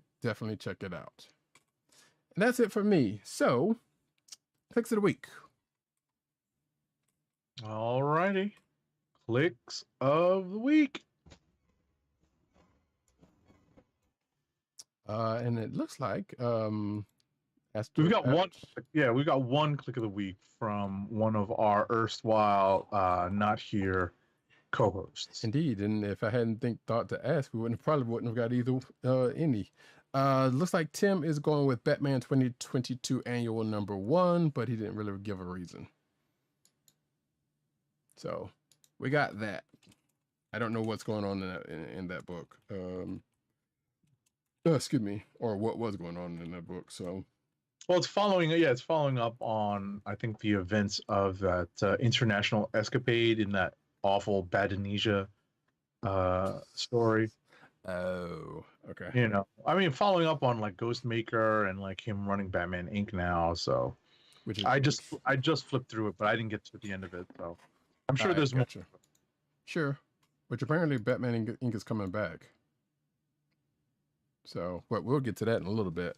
Do you have your Kliq? Yeah, I think it's pretty simple this week. You know, I did. You know, I chuckled at Avengers Forever #6. I appreciated Ghost Rider #3 for its kind of homage to the 70s and the 80s Incredible Hulk TV show. But I think it's clear cut of the books that I read this week that Black Panther #6 is my Kliq of the week. Nice. I thought it was a pretty solid episode, a solid issue. That is, the art could have been, you know, the art was a little, you know, meh for me, but it was okay. Gotcha. Yeah, I enjoyed that. And you know what? I totally forgot a book.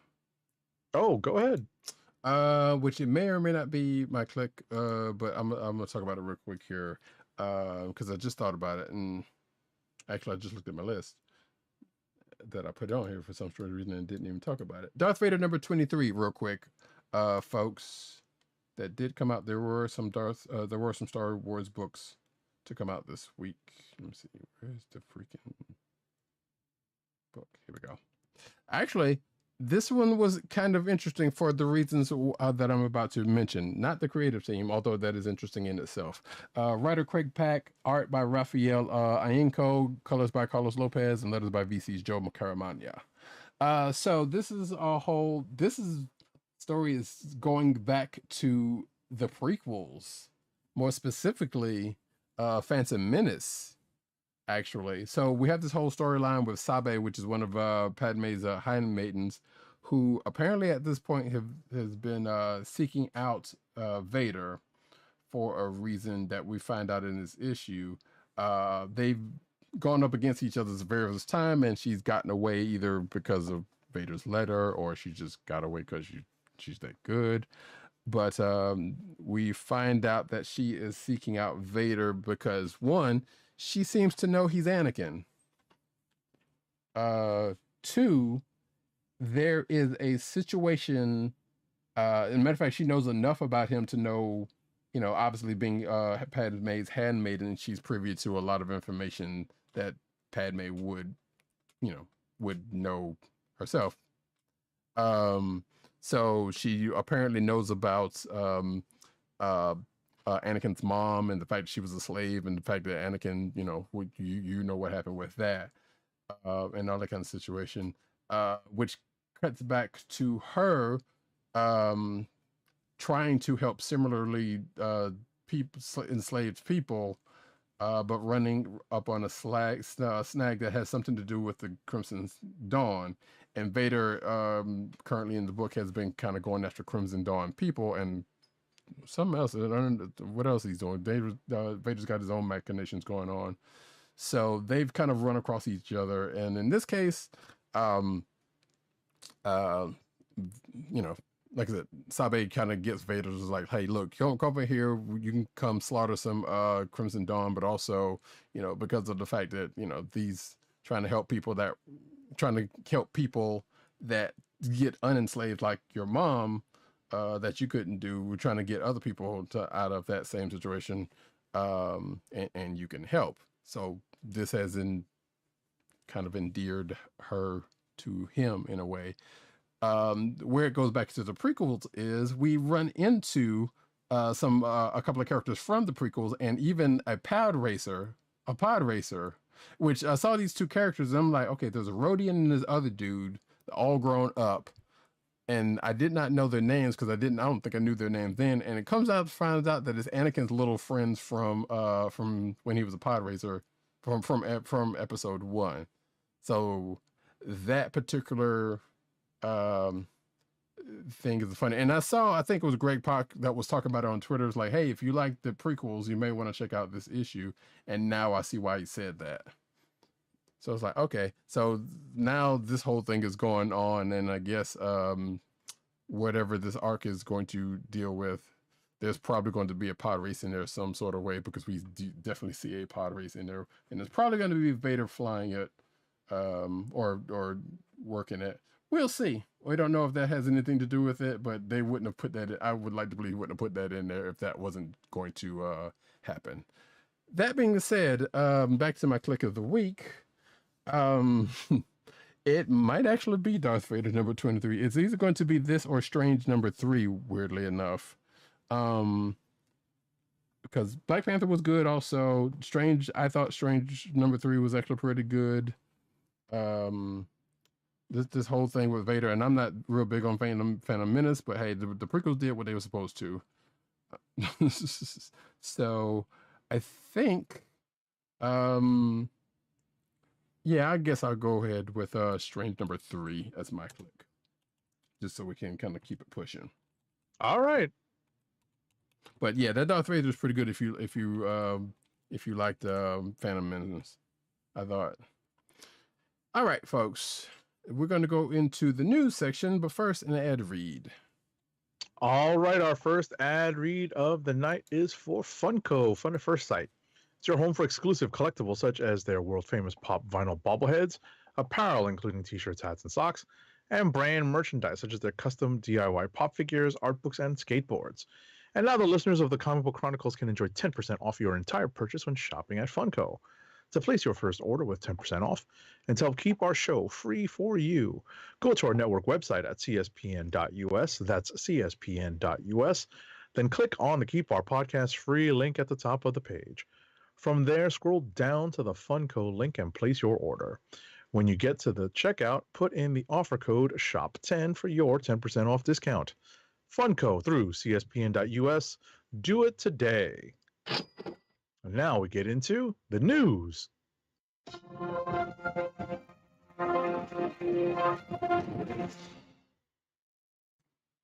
Okay, apparently one of my news bits has bit the dust. That's weird.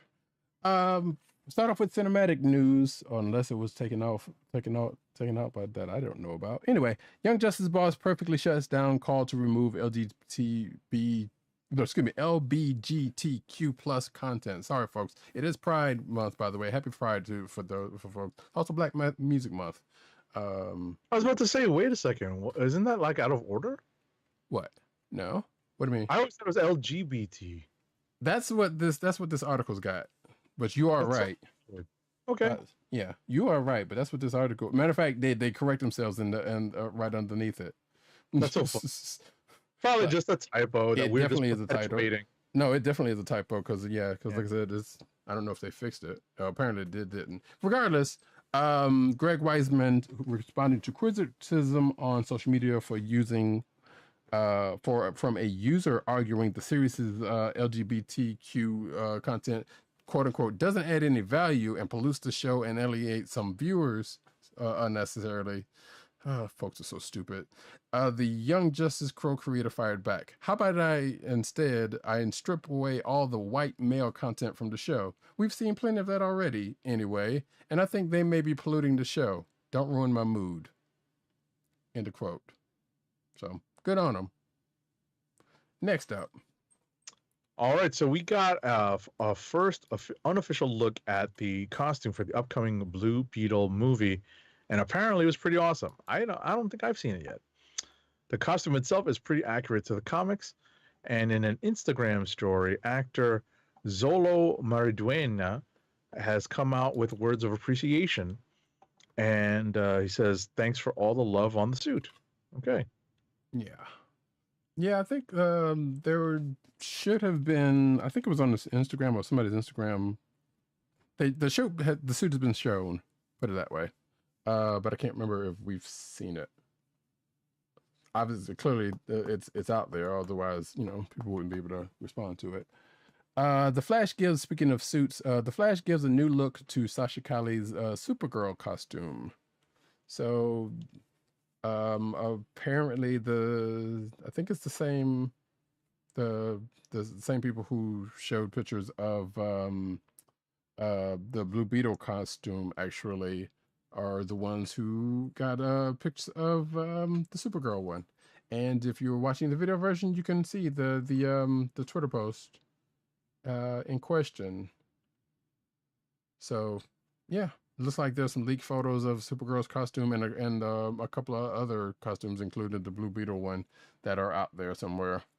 In this particular case, it's in this article. So yeah, I mean, it looks all right. Looks like, yeah, and nothing really to say until we see it on her, I guess. Next up.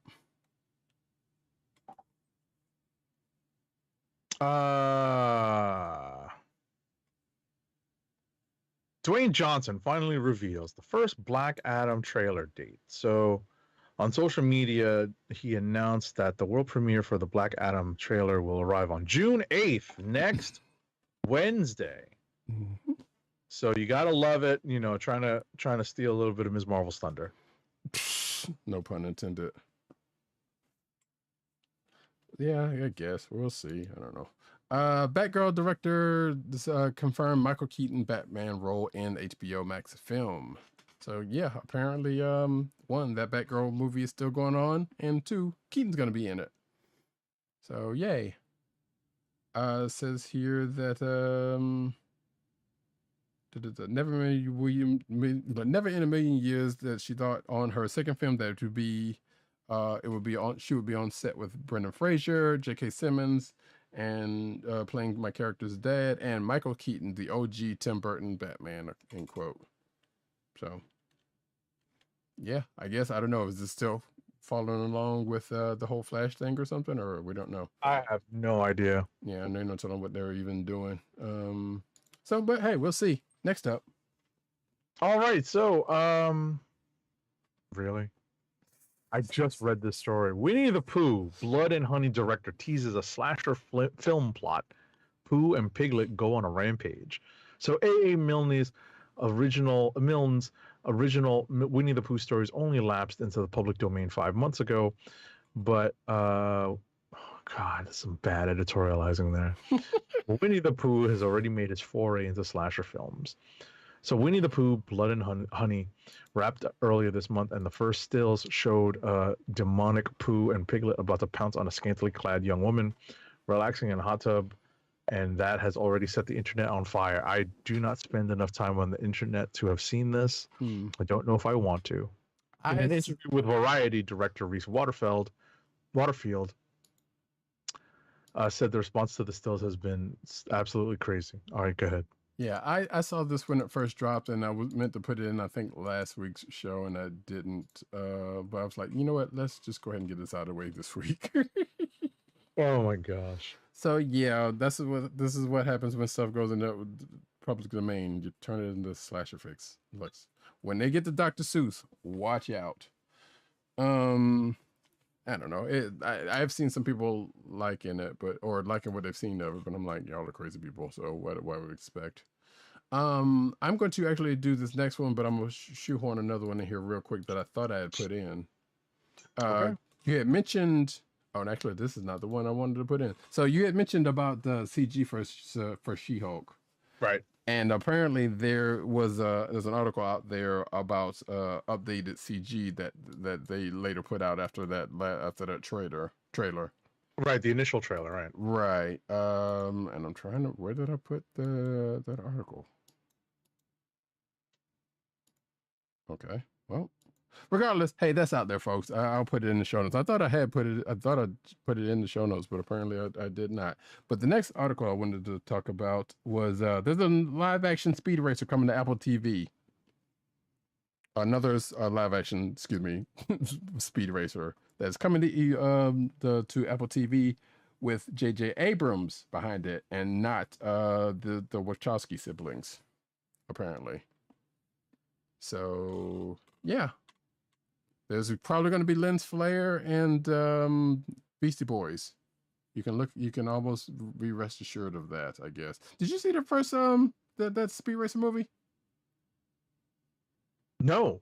I heard it was. I've heard people say that it's not bad. Oh.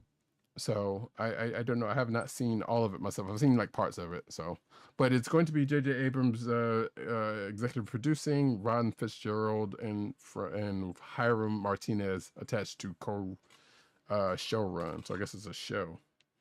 There's no time. Don't know when this is coming, but it's apparently coming at some point. Next. Oh wow. I was checking the sports score, folks. Yes, the entire senior staff of Star Trek The Next Generation's Enterprise D will reunite on screen in Star Trek Picard's third season. Paramount Plus announced that the primary Star Trek The Next Generation cast, LeVar Burton, Jonathan Frakes, Marina Sirtis, that is, Michael Dorn, Brent Spiner, and Gates McFadden would join Patrick Stewart for Picard's final season. Okay. Yeah, so yeah, confirmed. Indiana. Oh, so this is going to start our Star Wars celebration block, folks. So buckle up. A lot of Star Wars stuff, except for this one and that Willow show that apparently is actually coming. But Indiana Jones 5 first image revealed at Star Wars Celebration, which is a weird place for that to happen, but I get it. Right. It does make some sense. Yeah, like Harrison. Well, normally I would think they would probably put that at like D. But that's not until later this year. And hey, it's Harrison Ford, so why not? Well, they probably only were able to get him for one appearance, so that's why they put it out here. Pretty much. Also, yeah, also that. Because I mean that Willow one was also a weird announcement that also came at Star Wars Celebration, and Willow is not even a Star Wars property. So, but Right. hey, What I was going to say is, what is the interconnection? What is the interconnectivity? Where's the intersection there? Disney. That's No, I mean other than Disney. that's what I'm saying. That's it. I can't think of it. Willow. I mean Warwick Davis. Oh, Warwick. Yeah, Warwick Davis has done some Star Wars. So yeah, there is that. You know, I'm guessing that's the strongest. You know, the strongest actor connection. Yeah. I mean that is Willow. So I mean, yeah, that would be the case. You know. So. You know. So it's yeah. It's Wicket.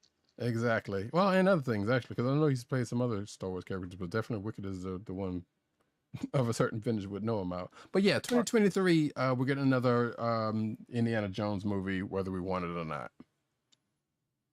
So, next up.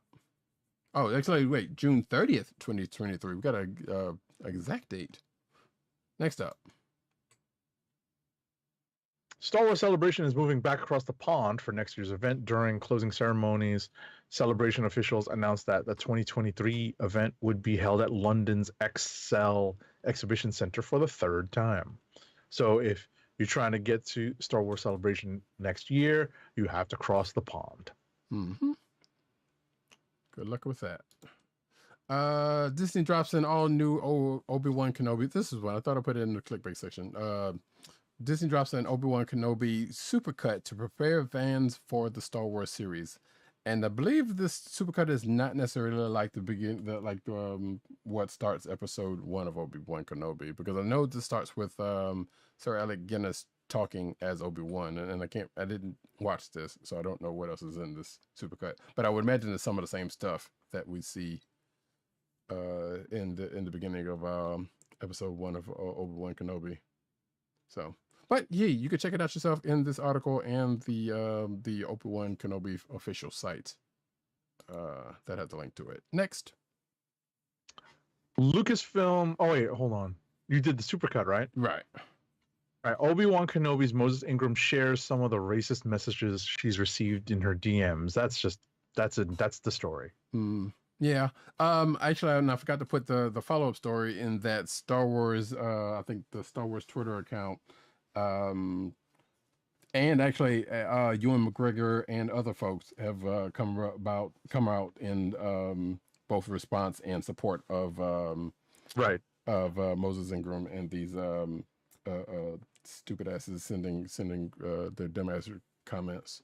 Right. It's just ridiculous, folks. It's ridiculous. Yeah. Like no one should have to go through stuff like this just because you're dumbasses. Like this same thing happened with Killer Marie Tran and right. John Boyega and right. It's Star Wars, people. Star Wars. Yeah, get over your fucking selves. Anyway, but yeah, she took to Instagram to show some of the stuff, and like I said, folks have come out in support, which is a great thing to see. But next up, Lucasfilm confirms that Star Wars' return to the theaters will be a movie with Taika Waititi in 2023. We don't... Yeah, see, in a new interview out of a Star Wars Celebration, the untitled movie from Taika Waititi is targeted for a late 2023 release. Oh, wait. Oh, okay. Star Wars Rogue Squadron, which Kennedy says has been pushed aside at Lucasfilm as Patty Jenkins continues to develop the script, was, I guess, in the spot that was going to be there.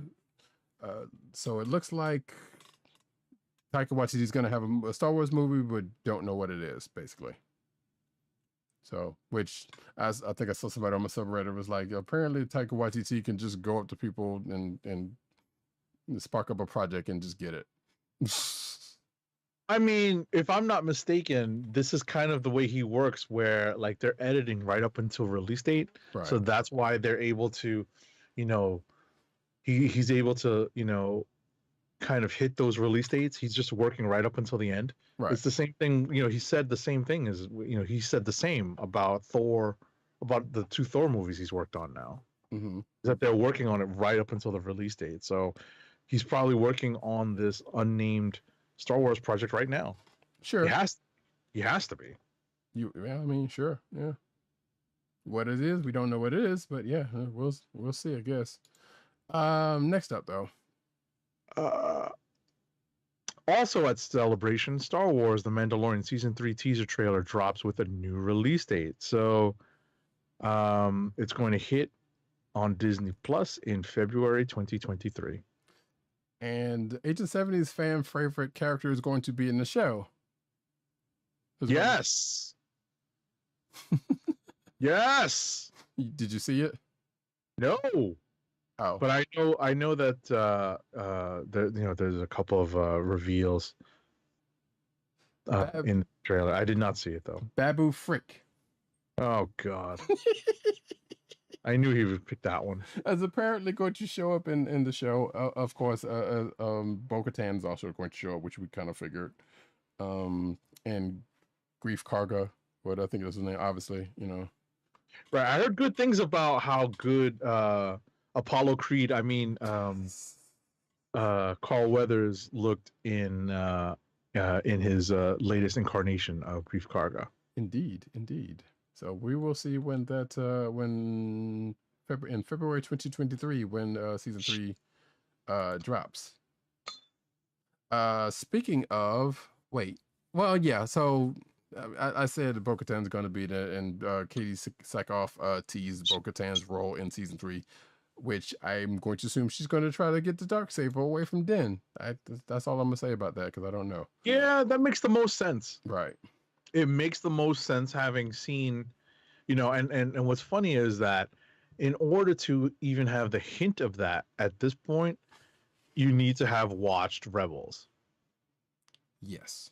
Right? You need to have watched Rebels. If you are not a fan of the animated Star Wars and you're coming into The Mandalorian, I'm going to presume that they will lay some of the groundwork in the live action show. But for those of us who have watched Rebels, you will know that there is a definite tie. There's a definite storyline that's sort of dangling there. Right. With Din Djarin wielding the Darksaber at this point.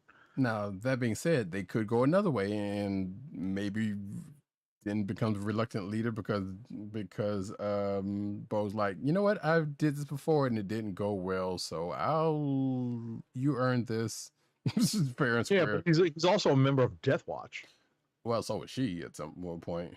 Well, but he's currently a member of Death Watch, but it's just not that he knows about overt. It, though. Right, exactly. It's just not overt. Right. It's not. I mean, it's overt in the sense that the other Mandalorians recognize he's one of Death Watch, but it's not like know. Din. Exactly. It's not like Din runs around saying, "I'm part of Death Watch and we're gonna take over Mandalore," because Mandalore's been destroyed. Right.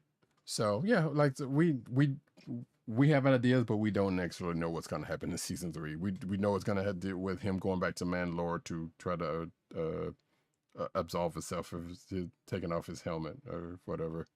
So right. Either way, hey, guess what? Jon Favreau is already writing season 4. I'm just go ahead and take this one. So we're definitely going to get a season. Well, they're more likely going to get a season 4 of The Mandalorian. However this next season shakes out. So, and that was the next article. You could take the one after that. All right. So Jude Law is coming to Star Wars as part of Lucasfilm's upcoming Skeleton Crew series. So at Celebration, Lucasfilm announced that Jude Law would star in Star Wars Skeleton Crew, the series, which is from executive producers John Watts, Christopher Ford, Jon Favreau, and Dave Filoni, will release on Disney Plus in 2023. Shooting on the project begins soon. Believe it or not, this involves a bunch of kids. And Jude Law is still, I guess at this point is still the primary focus of the show. I guess. So reading this article, because apparently it was started out as another show called Grammar Rodeo, which is weird. Oh, excuse me, that's the code name. That's the code name. Yeah, sorry. code name. Yeah. So I'm sitting here like, okay, so what exactly is this? And I was thinking, well, there is that Star Trek show that's out now with Kate Mulgrew. It's animated. Mm-hmm. And there's a bunch of, I guess there's a bunch of kids run around in a starship and a Voyager class starship. I wonder if it's going to be something like that. So we don't know, because we don't know anything about this outside of the fact that Jude Law is attached. Next up, though, Ahsoka first look teases Star Wars Rebels. Speaking of Ezra Bridger, Sabine Wren, Harrison Dilla, and Chopper. Right. Well, Chopper, I understand, appeared live at Celebration this year. I believe that is true. Yes, I didn't watch any of that stuff. I should have. I saw pictures. I didn't watch. Well, yeah, you know, but I saw pictures. Yeah, I didn't like watch any of the panels. Normally, I would have watched the panel too, especially like this panel, because I think what Rosario Dawson and the girl who plays Sabine was there. So yeah, but yeah, so apparently I said this on Twitter, and I was like, yeah, I was about to say, but hold that thought. The actress that they cast for Sabine really does look like the animated Sabine. Yes, she does. I was like, yo, you know, like all the love to Tia Sircar, right? Right, exactly. But yo, that actress looks a lot like the animated drawing. I thought that too. I was like, oh snap, they got a ringer on this one. You know? So I don't know if there's a picture in this. Yeah, I don't think there's a picture in this article with them together. But yeah, like I saw pictures of her and from Celebration. I'm like, okay, there you go. They got the right one on this one. So we'll see how she does. And yeah, like I said, I hate the fact that, you know, Tia Sircar is not going to be able to play the role on this one, or, you know, Ashley Eckstein, because, you know, wouldn't mind seeing either one of them. But hey, they're doing good with the casting so far. But yeah, so apparently, yeah, pretty much the Rebels, the Rebels folks are showing up, which I guess makes some kind of sense, because at the end of Rebels, Sabine and Ahsoka was looking for Ezra. So, because I was thinking to myself, I was like, well, okay, well, clearly they found him because they're casting him. And I was thinking to myself when I saw this article, I was like, that's kind of a spoiler, because I know they were looking for him. They were going to be looking for him. But I guess since they're going to find him, whether they're going to go from that next, I guess we'll find out with this. Which I'm going to assume Thrawn's probably going to show up at the same time, because Thrawn was with Ezra at the end of Rebels. Probably. Yeah. So there you go. Next up, a new Star Wars animated series is on the way. At Celebration, Lucasfilm announced Star Wars Young Jedi Adventures, a new animated series set during the High Republic era, which is before the events of Phantom Menace. So according to Lucasfilm, the series will follow a group of younglings as they study the ways of the Force and become Jedi and learn compassion, self-discipline, teamwork, patience, and friendship. So there's no exact release date, but the window that they're looking at is spring of 2023 on both Disney Plus and Disney Junior Cable. Yeah, so I was kind of wondering if this was supposed to be taken off from that, because there is a book out right now where like Yoda and a bunch of younglings are just traveling around in the ship and getting into stuff. So I was wondering if this was taken off of that or not, or that was taken off of this, or vice versa. You know what I'm saying? Right. But we'll see. Anyway, it's for the little ones. Star Wars Tales of the Jedi series has been announced, and it will bring back fan favorite characters, such as Qui-Gon Jinn, Mace Windu, Anakin, and Ahsoka, apparently. And the series is going to debut later this year on Disney Plus. Let's see. And this is looks like it's a Dave Filoni joint, and it's going to be animated shorts featuring different Jedi from the prequel era. So there you go. Hence the reason why we got Mace Windu back, and not because of the fact that, oh no, he's fine. He fell out that window, but he's fine. Next up. All right. So also at Celebration, there was the reveal of the Bad Batch Season 2 trailer. So we already knew that Season 2 was coming, and we got some hints As a result of the trailer, we find out that the second season appears to take place after a slight time jump, and the armor of the squad seems to be different. So, if I'm not mistaken, Roddykat is up to date on the Bad Batch. No, couldn't I am No. not. I have still not seen first season. So you are behind on the Bad Batch. Correct. Okay. Well, get on that then. So which brings me to ask, was like, was there some final? I mean, I assume since we're coming back for the second season, there was it ended on a note to where it could have, or did it just like get to a point where it was like, okay, we stop? No. There's definitely it was definitely written into the show that they were going to have a follow-up story. Gotcha. Okay. Gotcha. We're still on the celebration beat, but actually getting into anime corner. Alrighty.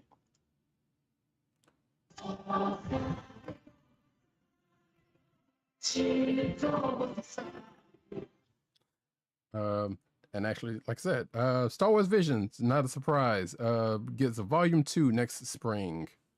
So yeah, this was announced at Celebration that Star Wars Visions Project volumes 2, will happen in spring 2023. I think we probably already talked about this before, the Facebook that was going to happen, but I guess we didn't have anything short of a date.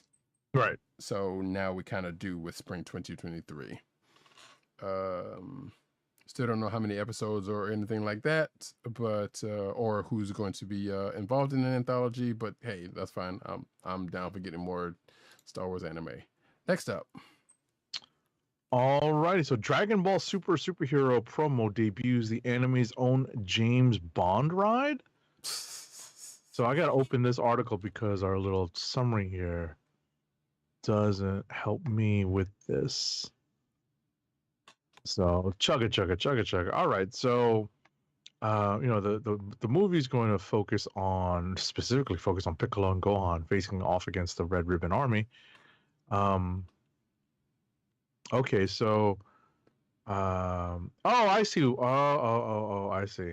So here's the deal. Is just that the one of the characters, one of the bad guys, who's a link to the Red Ribbon Army, is driving around a pretty technologically advanced ride, and it's described in the new promotion as kind of like a luxury car that's very James Bond-esque. Mm-hmm. All right. Yeah. Speaking of Dragon Ball, Dragon Ball creator teases the reason Gohan and Piccolo team up in Superhero. There's also an article out there saying that Akira Toriyama says that Gohan is actually the strongest fighter, and I'm sitting here like, well, why'd you treat him like a bee all this time? Yeah. But anyway, speaking with the official Dragon Ball website, Toriyama opened up about why Gohan and Piccolo are the main team up for the new movie. And it mentions it here. Gohan is actually stronger than anyway, or so it's said, but lately he hasn't been getting a chance to shine. But as for bringing Piccolo into the mix, the creator figured that Gohan's teacher would serve as more of a well of growth. So, sure. I mean, hey, look, Piccolo's been there when Goku was around in the movie. Oh, so not the first time. That's with his adopted son. So it says here, in order to motivate Gohan, it takes his revered teacher Gohan, Piccolo, rather than his father Goku. I figured I'd try giving birth to a new superhero by putting these two in the spotlight through their intense battles with gamma androids, end quote. So yeah, do we got a date? We still don't have a date on this yet? I guess not. It's just summer. Yeah. So, okay, next up. High Dive confirms the first summer 2022 anime lineup addition. So, the summer 2022 anime season is fast approaching, and let's see here. So, Sentai Filmworks has announced which of the new anime releases will be exclusively streaming with High Dive beginning in July. Yeah, so there's a bunch of shows here. Mm-hmm. A little too numerous to talk about, but please feel free to check out this article in our in our show notes. Yeah, for those that don't know, High Dive is pretty much Crunchyroll for for Sentai Filmworks. It's basically like Funimation was before they before Sony bought Crunchyroll. So yeah, sure. Sword Art Online debuts massive 20-disc 10th anniversary box set. Wow, this thing's been around that long. That's crazy. Sword Art Online fans in Japan will soon have the opportunity to own a 10th anniversary box set for Reki Kawahara's hit Isekai series. The set will contain the first 2 seasons of the anime, the series' first movie, and a ton of bonus materials. As revealed on the series' official 10th anniversary website, the box set will consist of 20 discs in total. 12 of these will be Blu-rays that contain the animated material, the film, and a whole bunch of extra other stuff. So all the anime goodies that folks know and love at this point. So cool. I'm sure there's be some folks that want to get their hands on that. Next. Oh, now we're getting into manga corner. Right, manga and comic book stuff. So, you want me to take this one? Hunter x Hunter will return soon after 4+ years. So maybe this is the anime I decide to take up now. Hunter x Hunter is ready to make its long-awaited return after 4 years of being on hiatus. So it's back. And it's been confirmed by its creator, Yoshihiro Togashi. And he has a brand new Twitter, and that's where he can confirm the news. And so they had 4. So let's see here. It said that they have 4 more chapters to work on. Obviously, this led fans to geek out about Hunter x Hunter making a comeback. Okay. But apparently, the account's authenticity was quickly questioned. Do I have to open up the article to find out if this is actually true? No, it's true. So basically, it's been confirmed by other folks that Okay. that would know, such as the mangaka behind One Punch Man. Gotcha. Who's in now I think I know why Hunter x Hunter was highlighted on Netflix when I turned it on to when I turned it on to put on Stranger Things. Okay. Why? It makes sense. Well, yeah, but this is for the manga. I don't think I mean, there's a lot to the anime, so I guess it could get you there. And maybe they are working some more anime, I guess so, behind this. So, yeah, I guess so. Yeah, but it makes sense that they would try to highlight this, as part of a marketing push. Maybe. Or Netflix is just like, hey, check this out. I mean, that's obviously the algorithm talking, right? Right. So that's what I'm thinking is more of that than this. Right. Maybe it's just a pure coincidence, but I don't necessarily believe that's the case. So right. Maybe they just knew that you had put this into our show notes, and that I'd be talking about this at some point tonight. Who's to say? Next up, though, Jujutsu Kaisen reveals why Hikari is considered one of the strongest fighters. I believe this is also it has to be for the manga, and that I have not read. See, Jujutsu Kaisen has begun to release Kenji Hikari. Wait, is that the dude they introduced the last? Anyway, let me shush. In his first full fight in the series, and the newest chapter of the series has finally revealed his trick as to why he is considered one of the strongest sorcerers in the series overall. Hikari's debut has long been anticipated ever since Satoru Gojo had revealed that Hikari was one of the few students he could rely on to have enough strength to fight in his absence. 9 years later, following the Shibuya incident, Hikari has made his way into the series, and the culling game is showing off what this fighter can really do. So yeah, this is... I have not read any of the manga, so I have no idea what's going on there. But apparently, chapter 186 of Jujutsu Kaisen is picking up from a previous cliffhanger as Hikari takes on Kashimo, and there's a fight, and there's cursed energy, and I need the anime to come back. Thank you very much. Next up. All right, so these are, this involves some spoilers for the My Hero Academia Vigilante spin-off manga, and there's apparently a pretty popular character named Crawler that has not yet been shown in the main My Hero Academia storylines. And this issue, the last issue of My Hero Academia Vigilantes, kind of reveals why. If I feel like I've asked you this question like multiple times. You've been keeping up with this? With the Vigilantes, no. Yeah. With the main manga, yes. Gotcha. I'm up to date on the main manga. Gotcha. Okay. Next up, though, let's see. Marvel Avengers travels to the Wild West to face history's mightiest Avengers, and this is.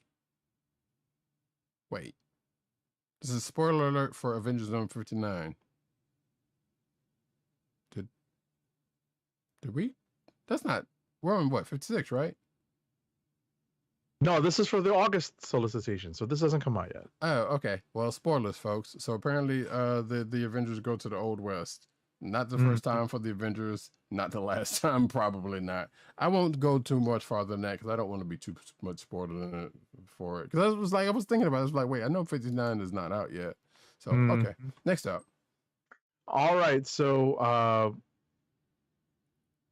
Marvel's longtime X-Men character Iceman is getting his own solo series, Marvel's Voices Iceman, #1 on Marvel Unlimited. So he's going to get a new 4-part series from writer and artist Luciano Vecchio, and it's available to read now. The first issue is available to read now on Marvel Unlimited, and will continue to roll out weekly on the app. And we're not plugging anything here, folks. We all know that we use this extensively. Yep. Boop. Former editor-in-chief Joe Quesada leaves Marvel after 22 years. Quesada made the surprise announcement via Twitter, telling fans, after two plus decades, the time has come for me to move on. This is him saying that. As you can imagine, my love for the company, its characters, and for all my co-workers runs deep. But I have an exciting new chapter that's about to begin, so the time feels right. So, and actually, the title of his Twitter post is "And now for something completely different," which is a Monty Python reference, and I appreciate that, Joe. I don't know how you feel about it. I mean, he hadn't played a very big role in the company in a while now. True. So it makes sense that he would step aside, and he's still got some creative stuff left to do, and we'll see what he's got up his sleeve coming up next. He says it in this text thing, the text that he put out in his Twitter account. It's going to be amazing. So Spider-Man. No, I'm just kidding. I'm joking. We don't know. So hey, good luck, Joe. Have a cup of Joe for all of us, I guess. Next up, Marvel has announced its plans for Phase 2 of Star Wars: The High Republic comic book. Marvel previously told High Republic stories in its ongoing Star Wars: The High Republic series by Cavan Scott and Aria Anindito, and a murder mystery of Star Wars: The High Republic in Trail of Shadows, and the revelatory Star Wars: The High Republic Eye of the Storm. So at Celebration, Marvel Comics announced the second Star Wars: The High Republic ongoing series and Star Wars: The High Republic The Blade limited series. Okay. Yeah, and there's also High Republic Adventures, which is also going on at IDW. So that's a lot of High Republic going on. A new Star Wars series explores Yoda's exile on Dagobah. So announced during Celebration, the upcoming series is slated to arrive in October. With Marvel, obviously, penned by New York Times best-selling author Cavan Scott and illustrated by Nico Leon. The series is set to begin during the Star Wars: The High Republic era, as Yoda reflects on his previous adventures across his centuries-long life. Let's see. Yeah, that's it. October is when it's coming, and doesn't say how long it's going to be, or if it's going to be ongoing or not. So, all right, next. All right, the first 2 all-ages Star Wars comics from Dark Horse are arriving later this year. StarWars.com revealed some art and details about the 2 titles, Star Wars Hyperspace Stories and Star Wars Tales from the Rancor Pit. Welcome back to Dark Horse Star Wars. Sure. Doctor Strange 2's, we're getting into Toy Corner now, actually. Doctor Strange 2's Scarlet Witch dream walks through our reality in a new hot toy. So, the hot girl got a hot toy. Ha ha ha. It is, I'm just going to cut to the price here if I can find it. So, yes, Scarlet Witch, $320, hot toys. I'll just flip through some pictures real quick. Yeah, as we've said before, it's hot toys, so it's quite detailed and quite expensive because of such. So you got 320 bones to drop down on it. Go for it. Looks good. Next up, screenshots from the canceled Marvel MMO from Daybreak's Games have surfaced online following the announcement of the cancellation last week. Ramiro Galan, a principal, wow, is that like Galactus in disguise? Ramiro Galan, a principal designer at Pixel Kings, posted the screenshots to his Twitter and Behance accounts. And the emphasis, he says in his Twitter post, was on rich and vibrant colors with stylistic tones that pay homage to Spider-Man Into the Spider-Verse. It's unclear how far along the MMO was before cancellation. Okay. Jon Favreau gets his own Star Wars The Black Series action figure for The Mandalorian. As you can see, Hasbro has revealed a new Black Series action figure with Jon Favreau. And I heard something about, I can't remember who it was. Somebody had bought a bunch of them to at Celebration. I can't remember who it was, but it was somebody. It wasn't Filoni, but it was somebody else with attached to Favreau. But anyway, let's see. But yeah, apparently the figure was $40, and it was at the booth at Star Wars Celebration, and I don't see. Oh, they will only be available to be online pre-order value of the voucher. It's, like I said, it's $40. They can pre-order. It wasn't actually at the booth, looks like. No word on whether it's going to be, whether this figure is going to be anywhere else. But yeah. Next.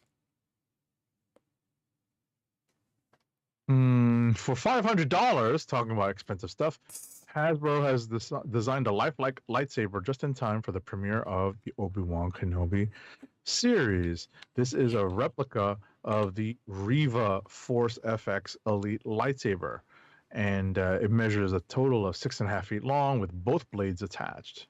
So yeah, I don't know if you can do the whole helicopter thing, but that's pretty interesting. I'm sure someone will try. Someone will make some mechanism to try.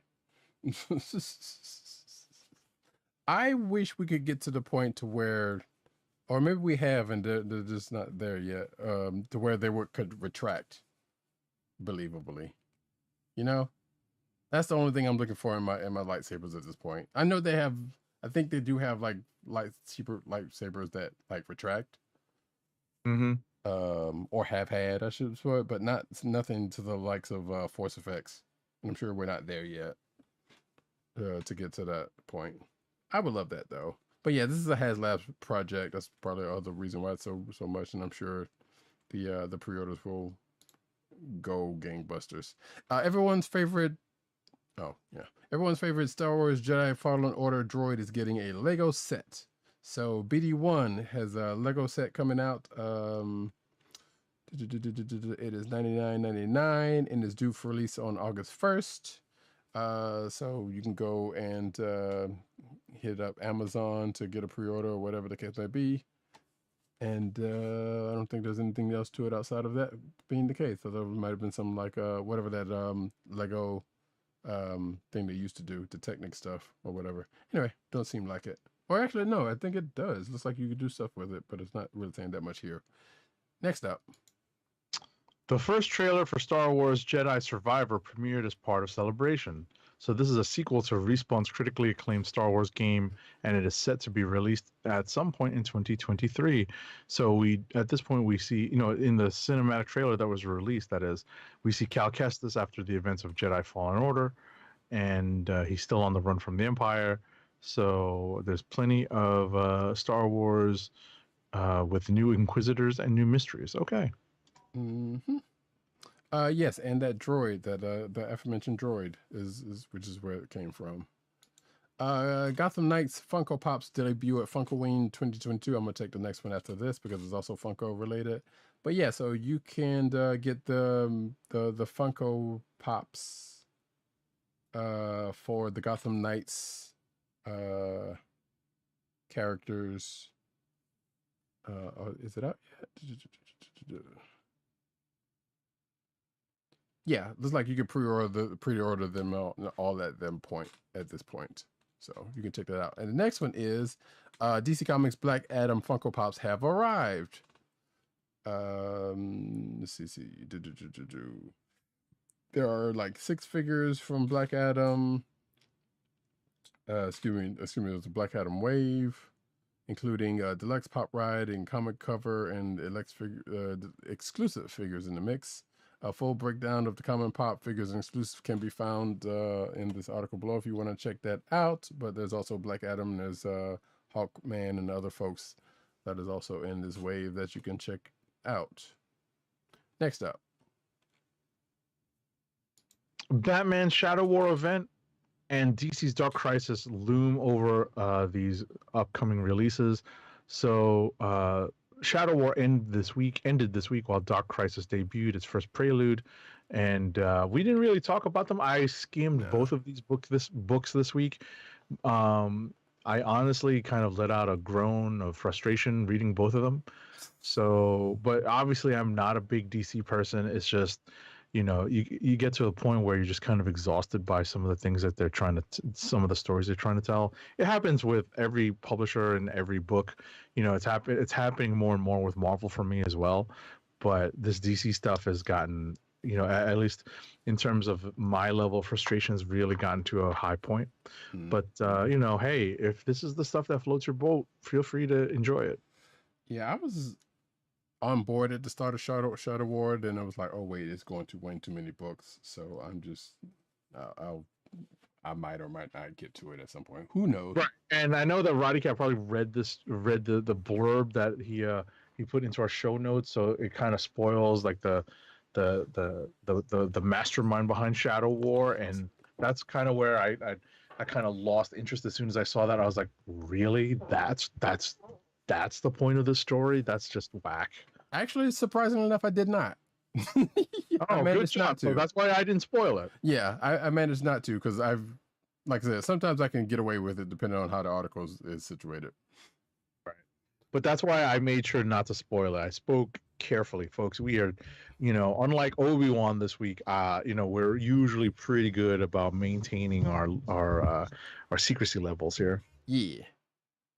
Next up, though, DC relaunches Batman Incorporated. I believe I hinted around to this earlier. Batman Incorporated, B-A-T, man. I'm sorry. Roddykat gets what I was referring to. Oh my god, that was a pull. Wow. Oh man, the kids would be proud. Anyway, Oh, there you go. Oh man, the Batman spin-off series Batman Incorporated is making a comeback as a new ongoing series this fall. Batman Incorporated, also known as Batman Inc., was a global crime-fighting task force created by by Bruce Wayne Batman after his return from the dead in 2008's Final Crisis event.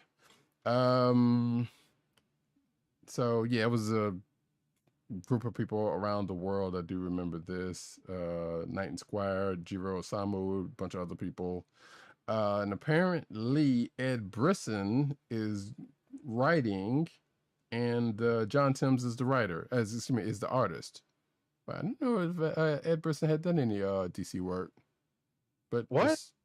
I said I didn't know Ed Brisson had done any DC work. He's done a lot of Batman stuff, if I'm not mistaken. And it makes sense, knowing his style. But I don't know. I don't. You know me. I don't read a lot of DC anyway. So, Mm-hmm. but yeah, the first issue is launching in October. And the ongoing series launches out of the fallout from Shadow War, which just concluded this week. So, next up. 3 new young adult graphic novels are coming from DC Comics featuring Harley Quinn, Lois Lane, and Static. The novels hit shelves in spring 2023 and will become the newest additions to DC's popular young adult line. Okay. Yeah, cool. I'm just scrolling over there's a Static one, and I'm just scrolling over the pictures in the article. Next up, preview for Gun Honey Blood for Blood #1 is covers. So this is the covers for the upcoming new volume of Gun Honey. Roddykat put the story in for me. Of course I did. So yeah, that's going to be released in August 24th specifically. That's my brother's birthday. Hey. And yes, the covers have been revealed for the next volume as I'll scroll through them real quick. Whoa. Maybe I shouldn't have. But yeah, for the quote unquote titular character. Oh my, okay. Wait, back up. So yeah, there was covers for Blood. Yeah, we're starting to, if you're not familiar with this comic book from Titan Comics, from their hard case crime line, there is definitely a certain amount of appeal. Yeah, some cheesecake. There's a type of appeal here in this Gun Honey book. Yes, indeed. Last but not least,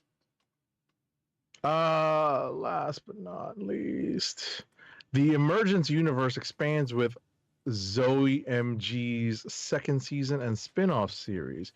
So Interpop superpowered Emergence universe is expanding with a second season of Zoe MG launching this fall, and a new spin-off series, The Rejects, coming in July. So this is an exclusive reveal by CBR, and that so the series will return for a second season from best-selling author Danielle Page, extended friend of the show. And all right, it's interesting. Yeah, so the series is set within the Emergence universe and follows the city of Coulter Ron's #1 internet influencer. Okay.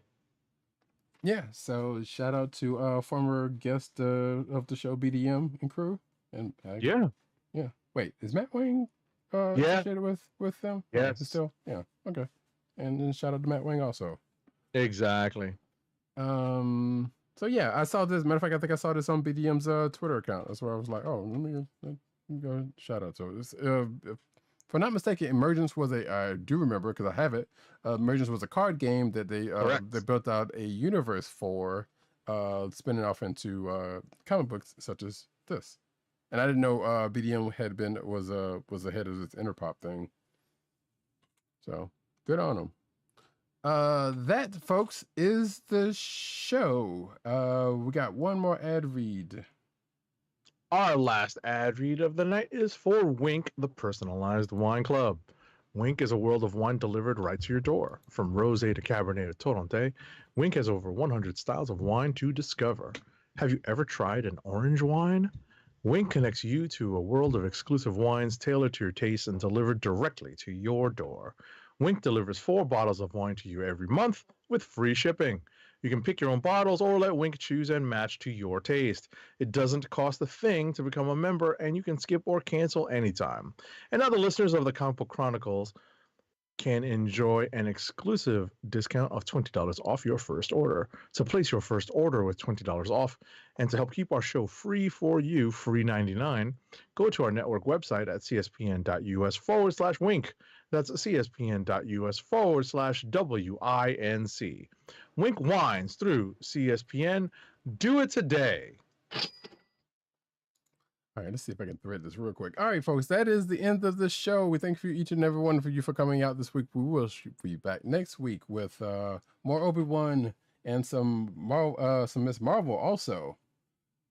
So this ought to be great to start off the show. But I have been Roddykat. You can find me at Roddykat on Twitter. You can find me at News Need on Twitter. You can find me at CBCaps on Instagram. Agent_70 on Twitter and Instagram. PC_Dirt on Twitter. PopCultureNet on Twitter. PopCultureNetwork.com is all the umbrella sites they're in. Tim DOGG98 on Twitter. Shoot. CB Cron on Twitter, the Kliq, excuse me, yes, the Kliq Nation on Twitter, and of course, I did say CB Cron. CB Cron is the Comic Book Chronicles Twitter account, but also he's over on comicbooks.com writing his face off. I thought I could make the cutoff for the recording, and I didn't. So I was trying, folks. You can find us on the Cold Slither podcast. No, excuse me, the Cold Slither Podcast Network. That's CSPN.us. Do it today. You could also find us on your podcast place of choice, whether it be Google Play, Apple iTunes, aka Apple Podcasts, Spotify, or the Cold Slither Podcast Network's SoundCloud page. You can also find us recording every Thursday night, 9:30-ish p.m. on twitch.tv/Comic Book Chronicles and youtube.com/The Kliq Nation. So, folks, see you next week. We'll be back. More juicy goodness, more comic goodness. It'll be great. And with that, this has been Comic Book Chronicles. Peace. Peace. One. My time is up. Peace out, Brooklyn. Happy Pride. Oh, yeah.